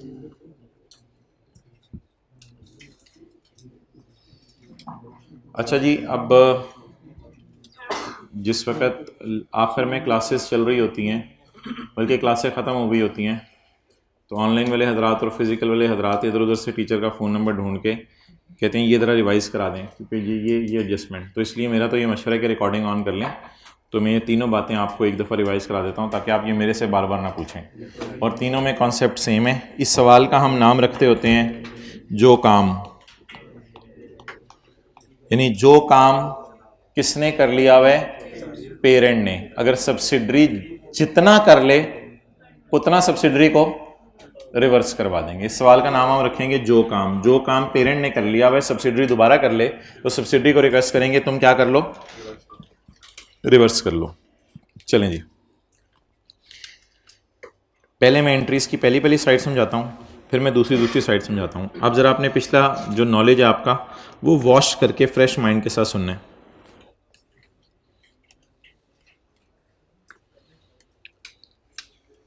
अच्छा, इस सवालों में भी आधे नंबर लेने आसान है। क्यों आसान है? एडजस्टमेंट की जो पहली वाली साइड है वो तो आसान है ना, वो तो मार्क्स गिविंग है। चलें स्टार्ट करें जी। इन्वेंट्री कैरिंग अमाउंट कितनी है? 10 और फेयर वैल्यू 15। अब इस जीपी को स्टॉक बिकने का इंतजार ना करें। सऊदी किंग जा रहा है, आप डील खत्म करें, चीज़ों को फेयर वैल्यू पर लाएं, उसको जाने दें। तो अगर ये बिजनेस बंद भी होता ना आज, तो आपने स्टॉक को बेचना ही था बाजार में 10 रुपये वाले 15 रुपये को। तो सऊदी किंग कहेगा भाईजान आप मेरा मामला ख़त्म करें और छोड़ें, मुझे फारग करें। तो 10 वाली चीज़ 15 रुपये के अंदर जो है वो हमारी मार्केट में हो गई है। तो inventory debit, revaluation surplus in working one credit. दिखने में गौर करें, ये जीपी बुक हो रहा है, गौर करें, सोचें, ये जीपी बुक हो रहा है। असल में फ्यूचर का जीपी शायद हम बुक करने की कोशिश करें, हालांकि भी चीज़ें बिकी, लेकिन कंसोलिडेटेड फाइनेंशियल स्टेटमेंट बनाते हुए ये एंट्री करना ज़रूरी है। अगली entry impairment loss in working on debit and PP credit. और उससे अगली एंट्री कॉन्टिंजेंट लायबिलिटीज को सब्सिडरी IAS 37 की रोशनी में अपनी सेपरेट फाइनेंशियल स्टेटमेंट में रिकॉर्ड नहीं करती, डिस्क्लोज कर देती है। डिस्क्लोज करने का मतलब ये नहीं कि 9 रुपए की जमा एंट्री हो गई है। तो कैरिंग अमाउंट इसकी 0 आ गई। हमने अपने लॉयर से कहा, लॉयर ने कहा भाईजान आपने ठुक जाना है, ये 6 मिलियन की आपको लायबिलिटी पड़ जानी है, खुदा के लिए आप बुक कर लें। तो फिर expense in working one debit and बोले लायबिलिटी क्रेडिट, ये एंट्री हो जाएगी। ये 3 एंट्रीज हो गई फॉर कंसोलिडेशन पर्पस ऑन 1 अप्रैल सुबह 9 बजे। अब इन तीनों कामों को हमने तो करना ही था वर्किंग वन में गुडविल निकालने के लिए, लेकिन इन तीनों में से कोई काम सब्सिडरी भी कर ले तो फिर हमारे हाथ पांव फूल जाएंगे, हम कहेंगे भाई दोबारा कर रहा है तो काम। चलें जी, हमने 3 का इंपेयरमेंट लॉस कंसोलिडेशन पर्पस के लिए बुक कर लिया। 1 अप्रैल को हमने किया, सब्सिडी ने किस दिन कर लिया?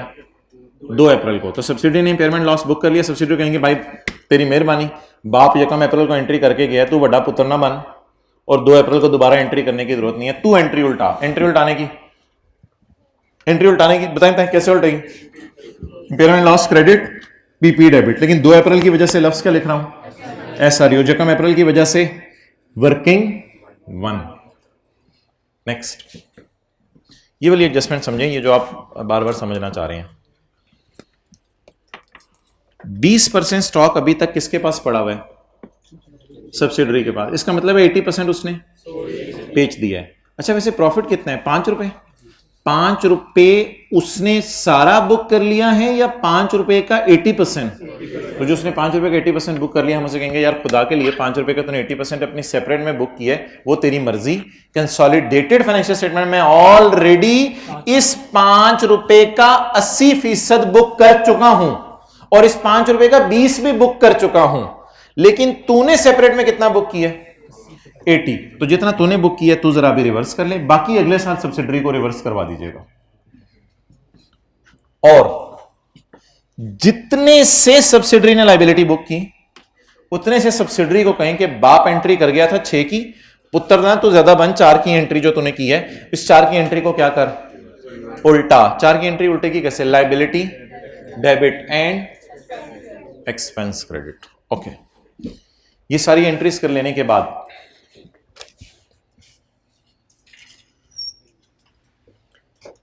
खुदा ना खास्ता ये एडजस्टमेंट P&L के सवाल में आ जाए तो SRE टाइप चीज है ये, तो फिर एस प्रॉफिट को छेड़े बगैर तो नहीं रहेगी, ऐसा ही है ना, SRE टाइप चीज है तो एस प्रॉफिट को छेड़े बगैर तो नहीं रहेगी फिर ये। तो अब जब एस प्रॉफिट की मैं बात करूं और consolidated statement of comprehensive income के मुंह की बात करूं, तो अब आपने मेरी बातें जो है वो गौर से सुननी है और आपने ही मुझे ये पोस्टिंग करवानी है। वर्किंग 5 करने लगा हूं तो इसको ना सोचिएगा, इधर से शुरू करें। जीपी की जगह मेरे तो ख्याल से कॉस्ट ऑफ सेल को कर लिया करें, ठीक है, देखते रहिएगा। खर्चे बढ़ाने से प्रॉफिट जीपी 4 से कम हो जाएगा। अच्छा, ये किसका प्रॉफिट है,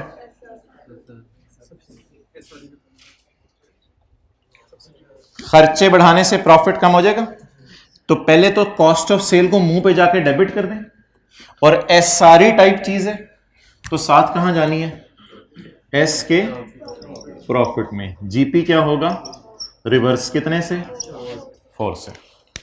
अल्लाह का शुक्र है एसआरई की सारी चीजें सिवाय डिविडेंड के एस प्रॉफिट में जाती हैं, सारी चीजें फॉर द ईयर वाली। इंपेयरमेंट लॉस एडमिन एक्सपेंसेस में पड़ा होता है, तो एडमिन एक्सपेंसेस कम करने हैं, एडमिन एक्सपेंसेस कम करने हैं। कम करने का मतलब खुशी बुक करें। इंपेयरमेंट लॉस रिवर्स कितने से, 3 डॉलर से। एडमिन एक्सपेंसेस कम करने हैं। The liability is also recorded by subsidiary at ₹4। ना लाइबिलिटी तूने भी बुक कर लिया है, निकाल इसको इधर से। लाइबिलिटी इज ऑल्सो रिकॉर्डेड कितने से, 4 से। तूने लाइबिलिटी बुक कर लिया है, उल्टा इसको। और लाइबिलिटी कम होने से अर्निंग्स बढ़ जाएंगी, लाइबिलिटी रिवर्स करें कितने से, 4 से। तो एक बार याद रखिएगा, जो भी एसआरई में एडजस्टमेंट होगी ना पेपर में, वो फॉर द ईयर साथ कहां होगी, एस प्रॉफिट में भी। अब P&L के मुंह के एंगल से ये एडजस्टमेंट जरा मुझे सोच के बता दें। The impairment loss is also recorded by subsidiary in separate financial statements. तो मुझे तो लग रहा है इस सब्सिडरी के एडमिन एक्सपेंसेस के अंदर इंपेयरमेंट लॉस आ रहा है, जो मुझे निकालना पड़ेगा क्योंकि ऑलरेडी बुक हो चुका है। The GP is also recorded by subsidiary, cost of sale बढ़ाएं ताकि जीपी रिवर्स हो। The expenses amounting to 4 have also been recorded in the name of liability by subsidiary in its separate financial statements. तो expenses को क्या कर दें, कम कर दें। And everything which will hit SRE will also hit S profit for the year. वो S profit for the year को hit कर, ये नोट कर लें P&L के एंगल से, ये तीनों एडजस्टमेंट्स, ठीक है। 80 यूट्यूब पे अपलोड होगा।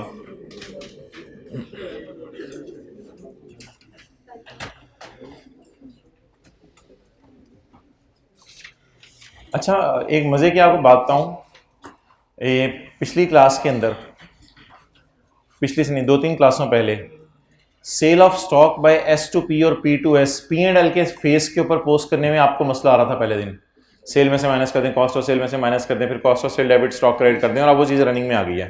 तो ये इंशाल्लाह अगली क्लास में आके बताइएगा, रिवाइज कर लेंगे, रनिंग में आ जाएगी, कोई ऐसी परेशानी वाली बात नहीं, ठीक है। ओवर। अब पिछली क्लास में आपको होमवर्क दिया था, क्वेश्चन नंबर 3 एसोसिएट का क्वेश्चन 1 कर लिया था, क्वेश्चन 2 कर लिया था, और क्वेश्चन 3 होमवर्क में दिया था, वो जरा कर लीजिएगा। आपने बाकी को पास पेपर के क्वेश्चन करने हैं तो ये क्वेश्चन 4 भी आप कर सकते हैं और क्वेश्चन नंबर 2 है वो वाला भी आप कर सकते हैं। अगर टाइम मिले तो क्वेश्चन 2 और 4 पास पेपर का कर लीजिएगा, कोई मसला नहीं।